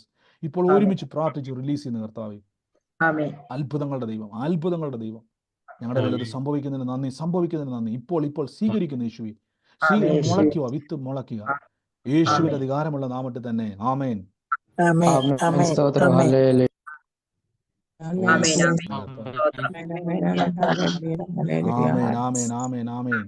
പ്രാർത്ഥിച്ചോണം. പ്രാർത്ഥിക്കാന്ന് പറഞ്ഞാൽ സ്തുതിച്ചോണം. ഈ ദിവസം സ്തുതിച്ചോണം. എല്ലാ ദിവസവും നമ്മൾ ഈ പ്രാർത്ഥനയ്ക്ക് കയറുമ്പം പകല് മുഴുവൻ നിങ്ങൾ അതും ഇതും പറഞ്ഞുകൊണ്ടിരുന്നിട്ട് വൈകിട്ട് ഓടി വന്ന് ഉടനെ വചനം പറയരുത്. പകലും പറയണം. ആ വിഷയത്തിന്റെ മേൽ ബദറെ ഞാൻ സാക്ഷ്യം പറയും കേട്ടോ. പറയുക എന്നല്ല, കണ്ടുകൊണ്ട് വേണം പറയാൻ. ഈ വാക്യം മറക്കല്. ആരംഭത്തിൽ തന്നെ അവസാനം കാണണം. ആരംഭത്തിൽ തന്നെ. പല സംരംഭങ്ങളും തുടങ്ങുന്നത് ആരംഭത്തിൽ തുടങ്ങുമ്പോൾ ആൾക്കാർ രക്ഷപ്പെട്ടാൽ മതിയായിരുന്നു. ചിലർ പറയത്തില്ലേ, ഓ ഈ ബിസിനസ് ഒന്ന് രക്ഷപ്പെട്ടാൽ അങ്ങനെയുള്ളവൻ രക്ഷപ്പെടത്തില്ല ലോകത്തിൽ. കാര്യം അവന് ഒരു ഉറപ്പുമില്ല, അവനൊരു ഉറപ്പുമില്ലാത്തവനാ. വചനം പറയുമ്പോൾ കാണണം ബ്രദറെ, ഈ വചനത്തിൻ്റെ അകത്തൊരു അത്ഭുതം ഉണ്ടല്ലോ, ഞാൻ റെഡിയായി നിൽക്കും, പറയാൻ റെഡിയായിട്ട് നിൽക്കും. ആമേൻ, ആമേൻ, ആമേൻ. കർത്താവ് അനുഗ്രഹിക്കട്ടെ. ഈ സമയത്ത് പ്രാർത്ഥനാ വിഷയമല്ല, സാക്ഷ്യങ്ങൾ പറയാനുണ്ടെങ്കിൽ ആരെങ്കിലും ഉണ്ടെങ്കിൽ നിങ്ങൾക്ക് സാക്ഷ്യം പറയാം. നമ്മൾ വിശ്വാസ പ്രഖ്യാപനങ്ങൾ ഏറ്റു പറയാൻ വേണ്ടി പോവാണ്. ഉള്ളവരാരെങ്കിലും ഉണ്ടെങ്കിൽ വേഗത്തിൽ പറഞ്ഞാട്ടെ. ഹലോ ബ്രദറെ, കേൾക്കാമോ? പറഞ്ഞോ ബ്രദറെ, ഒരു സാക്ഷ്യമുണ്ട്. പറഞ്ഞോ. വൈഫിനൊരു 5-6 വർഷമായി നടുവിന് വേദന തുടങ്ങിയിട്ട്. ഞാൻ കഴിഞ്ഞ കുറച്ച് ദിവസങ്ങളായി പ്രാർത്ഥിച്ചുകൊണ്ടിരിക്കുകയായിരുന്നു. കഴിഞ്ഞ ദിവസം പിന്നെ എന്നോട് പറഞ്ഞു എനിക്ക് ഭയങ്കര നടുവിനെ ഏക്കാൻ പറ്റുന്നില്ല എന്നൊക്കെ പറഞ്ഞു. ഞാൻ പറഞ്ഞു നിന്റെ നടുവിന് വേദന മാത്രം എന്താ പോവാത്തത്? ഏതായാലും ഇന്ന് നമ്മൾ രാത്രി പ്രാർത്ഥിക്കുമ്പോൾ ഞാൻ സമർപ്പിച്ച് പ്രാർത്ഥിക്കാൻ രോഗസൗഖ്യത്തിന് വേണ്ടി എന്ന് പറഞ്ഞു. അങ്ങനെ ഞങ്ങൾ പ്രാർത്ഥിച്ചു കഴിഞ്ഞപ്പോൾ ഞാൻ പറഞ്ഞു, നീ ഒരു 3 അത്ഭുതം പറഞ്ഞ് യേശു ചെയ്ത 3 അത്ഭുതങ്ങൾ പറയാൻ പറഞ്ഞു. അപ്പോൾ അവൾ പെട്ടെന്ന് പറഞ്ഞു. ഞാൻ പറഞ്ഞു, എന്നാൽ നിനക്ക് സൗഖ്യം ഇപ്പോൾ കിട്ടും, ഞാൻ പ്രാർത്ഥിക്കാൻ പോകാമെന്ന് പറഞ്ഞു. ഞാൻ പ്രാർത്ഥിച്ചു. അത് കഴിഞ്ഞ് ഞാൻ ഇന്നലെ ചോദിച്ചു എങ്ങനെയുണ്ടെന്ന് ചോദിച്ചു. കുഴപ്പമൊന്നുമില്ല. അപ്പൊ ഞാൻ പറഞ്ഞു, അങ്ങനെയാണ് സാക്ഷ്യം പറയണം കേട്ടോ എന്ന് പറഞ്ഞു. ഞാൻ നോക്കട്ടെ എന്ന് പറഞ്ഞു. ഇന്ന് ഞാൻ പിന്നെയും ചോദിച്ചു, എങ്ങനെയുണ്ട്, വേദന കുറവുണ്ടോ എന്ന് ചോദിച്ചു. പറഞ്ഞു സൗഖ്യമായി കേട്ടോ, ഇപ്പം വേദനയൊന്നും ഇല്ല എന്ന് പറഞ്ഞു. ദൈവത്തിന് നന്ദി, 1000 സ്തുതി, സ്തോത്രം. ദൈവനാമത്തിന് മഹത്വം ഉണ്ടായിരുന്നു. ജോളി ബ്രദർ എത്ര നാളുണ്ടായിരുന്ന വേദനയായിരുന്നത്? വേദന അവള് 2 പ്രസവം ഇതായിരുന്നു, ഓപ്പറേഷൻ ആയിരുന്നു. കാരണം തന്നെ ഞാൻ പ്രസവമായിട്ട് അനുബന്ധിച്ച് വേദനകൾ ഇങ്ങനെ ഒക്കേഷണലി വന്നുകൊണ്ടിരിക്കുന്ന വേദനകളായിരുന്നു. ആമേൻ. ജോളി ബ്രദർ പറഞ്ഞ ശ്രദ്ധിച്ചു നോക്കിയോ, ആ രോഗത്തോട് സൗഖ്യത്തെ പറ്റി പ്രാർത്ഥിക്കാൻ മാത്രമല്ല, യേശു ചെയ്ത അത്ഭുതങ്ങളെ ഓർമ്മപ്പെടുത്തി. അതുകൊണ്ട് നമ്മൾ ഇന്ന് കേട്ട വചനവുമായിട്ട് ബന്ധമുണ്ട്. യേശു ഓർത്തു. ഞാൻ പലപ്പോഴും പറഞ്ഞിട്ടില്ല, ചിലപ്പോൾ നിങ്ങൾ പ്രാർത്ഥിക്കുന്ന സമയത്ത് നിങ്ങളുടെ വിഷയമായിട്ട് ആത്മഹത്യ ചെയ്ത ആൾക്കാരുടെ രൂപമായിരിക്കും പലപ്പോഴും നമ്മളെ ഓർപ്പിക്കുന്നത്. നിങ്ങൾ പ്രാർത്ഥിക്കുമ്പോൾ നിങ്ങളുടെ അതേ രോഗം വന്ന് മരിച്ചവരുടെ ഫോട്ടോ നമ്മുടെ മനസ്സിലോട്ട് വരും. പക്ഷേ ഓർക്കേണ്ടത് ബൈബിളിൽ അങ്ങനെ ചെയ്തിട്ടുണ്ടോ? അതാണ് ഇന്ന് കേട്ട സാക്ഷ്യത്തിൽ യേശു അത്ഭുതം ചെയ്ത 3 കാര്യങ്ങൾ ഓർക്കാൻ പറഞ്ഞു. നല്ലൊരു കാര്യം അത് ഓർക്കണം. എന്നിട്ട് പ്രാർത്ഥിച്ചു എന്ന് കേട്ടതുപോലെ അത് പൂർണ്ണ സൗഖ്യമായി. ഞാൻ എപ്പോഴും പറയുന്നുണ്ട്, സാക്ഷ്യം അത്ഭുതം കേൾക്കുമ്പം ആമേൻ പറയാത്തവർ കഠിന ഹൃദയമുള്ളവരാണ്. എങ്ങനെയുള്ള കഠിന ഹൃദയം അറിയാവോ? ഞാൻ പറഞ്ഞില്ലേ, ചാക്കുകെട്ടിന്റെ അകത്ത് വിത്ത് കയറ്റി വെച്ചിരിക്കുന്ന പോലെ നിങ്ങൾ ആമേൻ പറഞ്ഞു. ഞാൻ നിങ്ങളെ ശകാരിച്ചു പറയുവാണ്. എന്തിനാ ശകാരിക്കുന്നു വെച്ച് കഴിഞ്ഞാൽ, ദൈവപ്രവൃത്തി കണ്ട് നമ്മൾ ഒരു സാക്ഷ്യം മറ്റൊരു സാക്ഷി ഉളവാക്കും. ഇന്ന് ജോലി പറഞ്ഞില്ല, വൈഫിന്റെ നടുവേദന യേശു സൗഖ്യമാക്കി എന്ന് പറയുമ്പോൾ ചിലപ്പോൾ നിങ്ങൾക്ക് മുട്ടുവേദനയായിരിക്കും, ചിലപ്പോൾ നിങ്ങൾക്ക് വേറെ എന്തെങ്കിലും രോഗമായിരിക്കും. നിങ്ങൾ ആമേൻ പറഞ്ഞു കർത്താവേ സ്തുതി എന്ന് പറയുമ്പോൾ ആ രോഗസൗഖ്യം നിങ്ങളുടെ മേലേക്കും വരും. ഒരു സാക്ഷ്യം മറ്റൊരു സാക്ഷ്യം. അനുഗ്രഹിക്കട്ടെ. നല്ല സാക്ഷ്യത്തിന് നന്ദി. മറ്റാരെങ്കിലും ഉണ്ടോ? ബ്രദർ, എനിക്കൊരു സാക്ഷ്യമുണ്ട്. പറഞ്ഞു. തീർച്ചയായും. ബ്രദർ, കുറച്ച് നാൾ മുൻപ് ഞാനൊരു 5 മാസമായുള്ളൂ ഈ പ്രെയർ ഗ്രൂപ്പിൽ ചേർന്നിട്ട്. പക്ഷെ ആ ചേർന്ന സമയം തന്നെ ബ്രദർ ഒരു ആലോചന പറഞ്ഞിരുന്നു. ഒരു പഴയ ആൽബം നോക്കി കരയുന്ന ഒരാളെ ദൈവം കാണിച്ചു തരുന്നു, അത് വേണ്ട, അത് ദൈവത്തിൽ നിന്നുള്ളതല്ല എന്ന്. അത് ഞാനായിരുന്നു ബ്രദർ. എൻ്റെ ഒരു കുഞ്ഞ് 2.5 വർഷം മുമ്പ് ഈ ലോകം വിട്ടു പോയായിരുന്നു. ഞാൻ എല്ലാ ദിവസവും ഏത് സമയവും എനിക്ക് കരച്ചിൽ തന്നെയായിരുന്നു. ഫോട്ടോ നോക്കി എപ്പോഴും ഞാൻ കരഞ്ഞുകൊണ്ടിരിക്കുകയായിരുന്നു. പക്ഷെ അത്ഭുതം എന്ന് പറയട്ടെ ബ്രദർ, അത് പറഞ്ഞതിന് ശേഷം ഞാൻ കരയുന്നില്ല എന്നല്ല, എന്നാലും എൻ്റെ കരച്ചിൽ ഒരുപാട് മാറി. എന്താണെങ്കിലും എനിക്കൊരു പ്രത്യാശയുണ്ട്, കൂടി വരവിന്ന ആളില് എനിക്ക് അവളെ തേജസ്സുള്ള ശരീരത്തോടെ കാണാൻ കഴിയുന്നുള്ളൊരു പ്രത്യാശ. ആമേൻ. പറഞ്ഞ പോലെ തന്നെ ആ വിട്ടുപിരിഞ്ഞ മകളെ ഓർത്ത് വലിയ അതീവ ദുഃഖം. ഞാൻ എപ്പോഴും പറയുന്നുണ്ട്, ക്രിസ്തുവിൽ ഇരിക്കുന്ന ഒരു വ്യക്തി മരിക്കുന്നത്, ബൈബിൾ പൗലോസ് പറഞ്ഞു, മരിക്കുന്നത് എനിക്ക് ലാഭമെന്നാണ് പറഞ്ഞത്. നമ്മുടെ നാട്ടിലൊരു വ്യക്തി മരിച്ചാൽ നമ്മൾ പറയും, ഓ അയാൾ തീരാ നഷ്ടമാണ്. പക്ഷെ ബൈബിളിൽ പൗലോസ് പറഞ്ഞു, എനിക്ക് വിട്ടുപിരിഞ്ഞ് ക്രിസ്തുവിനോട് ചേർന്നത് ഏറെ വാഞ്ച, മരിക്കുന്നത് എനിക്ക് ലാഭമാണ്. കാര്യം എന്നറിയോ, യേശുവിൽ ഒരു വ്യക്തി മരിച്ചാൽ വീണ്ടും കാണാൻ പറ്റും. നമുക്ക് ഉറക്കത്തിൽ എണീറ്റ് വരുന്നത് പോലെ നമുക്ക് വീണ്ടും കാണാൻ പറ്റും. അതിന് വിരോധമായിട്ടുള്ള അതീവ ദുഃഖം അത് ദൈവത്തിൽ നിന്നുള്ളതല്ല. ഇന്ന് പ്രിയ സിസ്റ്റർ പറഞ്ഞ പോലെ തന്നെ അതീവ ദുഃഖത്തിൽ നിന്ന് ദൈവം വിടുവിച്ചു. വീണ്ടും കാണുമെന്നൊരു പ്രത്യാശ, മകളെ വീണ്ടും കാണുന്നുള്ള പ്രത്യാശ ഒരു വിശ്വാസത്തിനുള്ളിൽ അതാ വേണ്ടത്. മരണത്തെ ഭയക്കുമല്ല, മരിച്ച വ്യക്തി യേശുവിലാണെങ്കിൽ അയാളെ വീണ്ടും ഞാൻ കാണുമെന്നല്ല പ്രത്യാശ എന്നറിയണം. അതാണ് ദൈവത്തിലുള്ള വ്യക്തി. ആ സമാധാനത്തിന് നന്ദി യേശുവിന്റെ നാമത്തിൽ തന്നെ. ആമേൻ.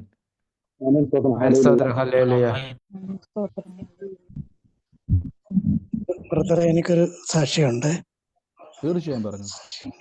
പറയട്ടെ പറഞ്ഞു പറഞ്ഞു. ബ്രദർ, എനിക്ക് ഹെർണിയയുടെ ബുദ്ധിമുട്ടുണ്ടായിരുന്നു 10-12 വർഷമായിട്ട്. ഞാൻ മിനിഞ്ഞാന്ന് എബ്രാഹത്തിന്റെയും അതുപോലെ സക്കറിയയുടെ ഒക്കെ ഇല്ലാത്തടത്ത് കുട്ടിയെ ജനിപ്പിച്ച് അതിന് ആ അത്ഭുതം പറഞ്ഞിട്ട് ഞാൻ പ്രാർത്ഥിച്ചു. അങ്ങനെ എൻ്റെ അസുഖം മാറി കിട്ടി. സ്തോത്രം. ഹല്ലേലൂയ. ആമേൻ ആമേൻ. അത് വലിയ സാക്ഷ്യം. എത്ര വർഷമായിരുന്നു ബ്രദറെ അസുഖയുടെ? ആമേൻ. സ്തോത്രം. ഹല്ലേലൂയ. എത്ര വർഷമായിരുന്നു? എത്ര വർഷമായിരുന്നു ബ്രദറെ? ഞാൻ കേട്ടില്ല. 12 ഓ വർഷമായിട്ടുണ്ടായിരുന്നു. സ്തോത്രം. എല്ലാവരും ദൈവത്തെ ചോദിച്ചു. 12 വർഷമായിട്ട് എരണ്യ രോഗത്താൽ ഭാരപ്പെടുന്ന സ്തോത്രം. ഹല്ലേലൂയ. സൗഖ്യമാക്കിയിരിക്കുന്നു. ഞാൻ പറഞ്ഞില്ലേ, നമ്മൾ ആശയ്ക്ക് വിരോധമായിട്ട് ആശയോടെ വിശ്വസിക്കുന്നവരാ. ആലോചിച്ച് നോക്കിയേ, 12 വർഷമായി. വേണമെങ്കിൽ നമുക്ക് 13-ാം വർഷം രോഗം കൊണ്ട് പോകാം. പക്ഷെ തീരുമാനിച്ചു എനിക്കൊരു സൗഖ്യം വേണം. മനസ്സിലാവുന്നുണ്ടോ? യേശു ജീവിക്കുന്നു, യേശു ജീവിക്കുന്നു, യേശു ജീവിക്കുന്നു. കർത്താവേ, അങ്ങ് കൊടുത്ത സ്തോത്രം. സ്തോത്രം. ഹല്ലേലൂയ. സൗഖ്യത്തിന് നന്ദി. ഇനിയും ദൈവം നടത്തട്ടെ. ആമേൻ. കർത്താവ് അനുഗ്രഹിക്കട്ടെ. ആമേൻ. ആമേൻ. സ്തോത്രം. ഹല്ലേലൂയ. God bless you. മറ്റാരെങ്കിലും ഉണ്ടോ?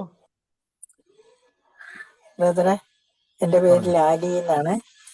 ഞാൻ കഴിഞ്ഞ ദിവസം പറഞ്ഞില്ലേ, എന്റെ സ്വന്തം വീട് വിറ്റേച്ചും ഞാൻ വേറെ ഒരു വീട്ടിൽ പോയി അവിടുന്ന് വേറെ ഒരു വീട്ടിലാണ് താമസിക്കുന്നതെന്ന്. അപ്പം ബ്രദർ കഴിഞ്ഞ ദിവസം പറഞ്ഞു പുതുപ്പറമ്പിൽ ഒരു വീട്ടുപേര് കാണുന്നെന്ന് പറഞ്ഞു. ഞാൻ രണ്ടാമത്തെ വീട് വാങ്ങിച്ചത് പുതുപ്പറമ്പിലെ വീട്ടുപേരുള്ള സ്ഥലവും വീടുമാണ് വാങ്ങിച്ചത്. അവിടെ ചന്ദ്രൻ എന്ന് പറയുന്ന ഒരു മകനും ഉണ്ട്. ബ്രദർ അന്ന് ചന്ദ്രന്റെ പേരും പറഞ്ഞു. അപ്പം ആ ചന്ദ്രൻ ഉണ്ടായിരുന്നു. ഞങ്ങൾ വാങ്ങിക്കുമ്പോ ഉണ്ടോന്ന് എനിക്കറിയത്തില്ല. പക്ഷെ ആ ചന്ദ്രൻ എന്ന് പറയുന്ന ആള് സ്കെൽറ്ററാണ്. 50 വയസ്സോടെ അടുത്തുണ്ട് പ്രായം. മരിച്ചുപോയ ഒരാളാണ്. കള്ളു കുടിച്ച് ബീവറേജ് കോർപ്പറേഷനിൽ ജോലിയായിരുന്നു. പക്ഷെ അവൻ കള്ളു കുടിച്ച് മരിച്ചുപോയ ഒരാളാണ്. അപ്പൊ അവൻ കഴിഞ്ഞ ദിവസം പറഞ്ഞപ്പോ എനിക്ക് പറയാൻ പറ്റിയില്ല. എനിക്കതുകൊണ്ട് ആ ഭവനത്തിൽ കിടന്നാണ് ഭർത്താവ് ഒരു രോഗമില്ലാത്ത ആള് മരിച്ചുപോയ. വേറെ വീട് വെച്ചാണ് ഞങ്ങൾ താമസിച്ചത്. എങ്കിലും ആ ഭവനത്തിൽ അവിടെ നിന്ന് ഞങ്ങൾക്ക് ഒത്തിരി സ്ട്രഗിൾ അനുഭവിക്കേണ്ടി വന്നു. ആമേൻ. പുതുപ്പറമ്പ് അല്ലേ? അതെ. ഓക്കെ. ഇപ്പൊ കഴിഞ്ഞ ദിവസം നമുക്ക് ചിലർ ചോദിച്ചായിരുന്നു പുത്തൻ പറമ്പാണോ എന്ന് ചിലർ ചോദിച്ചായിരുന്നു. പക്ഷെ എന്റെ ഉള്ളിൽ അപ്പൊ അങ്ങനെ പറഞ്ഞോണ്ട് ഞാൻ പിന്നെ അന്ന് എത്ര പേരത് കേട്ടായിരുന്നു? എത്ര പേരത് കേട്ടായിരുന്നു? ആമേൻ. സ്തോത്രം. ഹല്ലേലൂയ. ആമേൻ. അപ്പൊ കർത്താവ് അതിന്റെ വീടിന്റെ തൊട്ടടുത്ത് അതുകൊണ്ട് പുതുപ്പറമ്പിൽ നിന്നാണ് വീട്ടുപേര്. അവിടുത്തെ അവര് വലിയ ആഭിചാരം നടത്തുന്നവരായിരുന്നു. എനിക്കത് അറിയത്തില്ലായിരുന്നു. നമ്മളങ്ങനെ ആ സ്റ്റേജിലുള്ള അവസ്ഥയിലോട്ട് പോയിട്ടില്ലായിരുന്നു. ഞങ്ങൾക്ക് കടം കയറി ആയപ്പോഴാണ് അങ്ങനെയുള്ള ഒരു സ്ഥലത്ത് പോയി താമസിക്കേണ്ടി വന്നത്. അപ്പൊ എന്റെ താമസിച്ച വീടിന്റെ തൊട്ട് മുകളിൽ ഒരു അപ്പനുണ്ടായിരുന്നു. അയാൾ ഭയങ്കര ആഭിചാരം നടത്തുന്ന മനുഷ്യനായിരുന്നു. ഈ ചന്ദ്രൻ എന്ന് പറയുന്ന വീട്ടിൽ ഞങ്ങൾ വാങ്ങിച്ച സ്ഥലത്ത് 3 മക്കളുണ്ടായിരുന്നു. ചേട്ടന്മാരൊന്നോ രണ്ടോ ഉണ്ടായിരുന്നു. ആ 3 മക്കളും ഒന്ന് ആത്മഹത്യ ചെയ്തു, ഒന്ന് കെട്ടിത്തൂങ്ങി, ഒന്ന് കള്ള് കുടിച്ചു മരിച്ചു. അപ്പൊ ആ സ്ഥലമാണ് ഞങ്ങൾ വാങ്ങിക്കുന്നത്. ആന്റി, എത്ര വർഷം മുമ്പുള്ള ഇത്? ഏത് വർഷം നടക്കുന്നത്? 22 വർഷം. അല്ല, ഏത് വർഷത്തിലാ ഈ സ്ഥലം മേടിക്കുന്നതും ക്രയവിക്രയം നടക്കുന്നതൊക്കെ?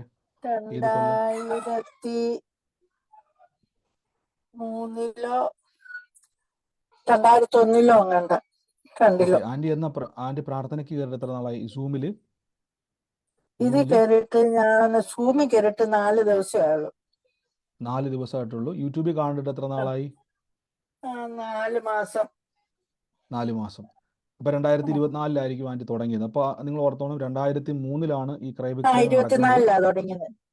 24 അപ്പൊ പ്രാർത്ഥനയിൽ പങ്കുചേർന്നു 24 2023 നടന്ന കാര്യമാണ്. അപ്പൊ കർത്താവ് അതെന്തുകൊണ്ടാണ്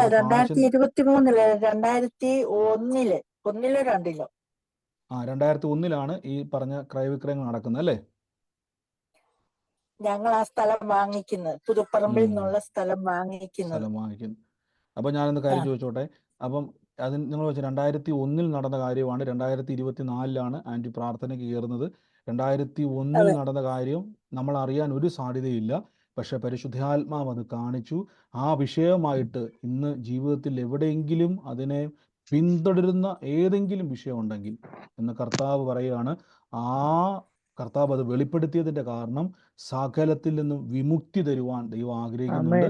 എനിക്ക് ഒരു വാക്കൊന്ന് ആമേൻ. പ്രാർത്ഥിക്കാം. നമുക്ക് ഒരുമിച്ചൊന്ന് പ്രാർത്ഥിച്ചു. നിങ്ങളെല്ലാവരും ഇത് കേട്ടതാണ് ഞാൻ വിശ്വസിക്കുന്നത്. കഴിഞ്ഞ ദിവസം നമുക്ക് പലരും ചോദിച്ചു വീട്ടുപേര് അങ്ങനെ വന്നപ്പോൾ പലർക്കും ഒരു കൺഫ്യൂഷൻ വന്നു. പക്ഷെ അത് തന്നെ ദൈവാത്മാവ് കർത്താവ് സിസ്റ്റർ പറഞ്ഞ പോലെ തന്നെ അത് വെളിപ്പെടുത്തി 2001 സംഭവിച്ച കാര്യമാണ്. പക്ഷെ കർത്താവ് ഇന്ന് അത് ആ വിഷയത്തിന് വേണം. അപ്പം ഞാൻ പറഞ്ഞില്ല, ദൈവം നമ്മളെ കാണുന്നുണ്ട്. ഈ ദിവസങ്ങളിൽ അവിടെ പ്രാർത്ഥനയിൽ നിന്ന് ഞങ്ങള് പങ്കെടുക്കുന്നവർക്ക് 2012 വസ്തു വിറ്റിട്ട് ഞങ്ങൾ ഇപ്പം താമസിക്കുന്ന വീട്ടിൽ വാങ്ങിച്ചിരിക്കുന്നത്. 2012 ഇതിപ്പോ 2024 2012 അവിടുന്ന് വിറ്റു. 2009 ഭർത്താവ് മരിച്ചു.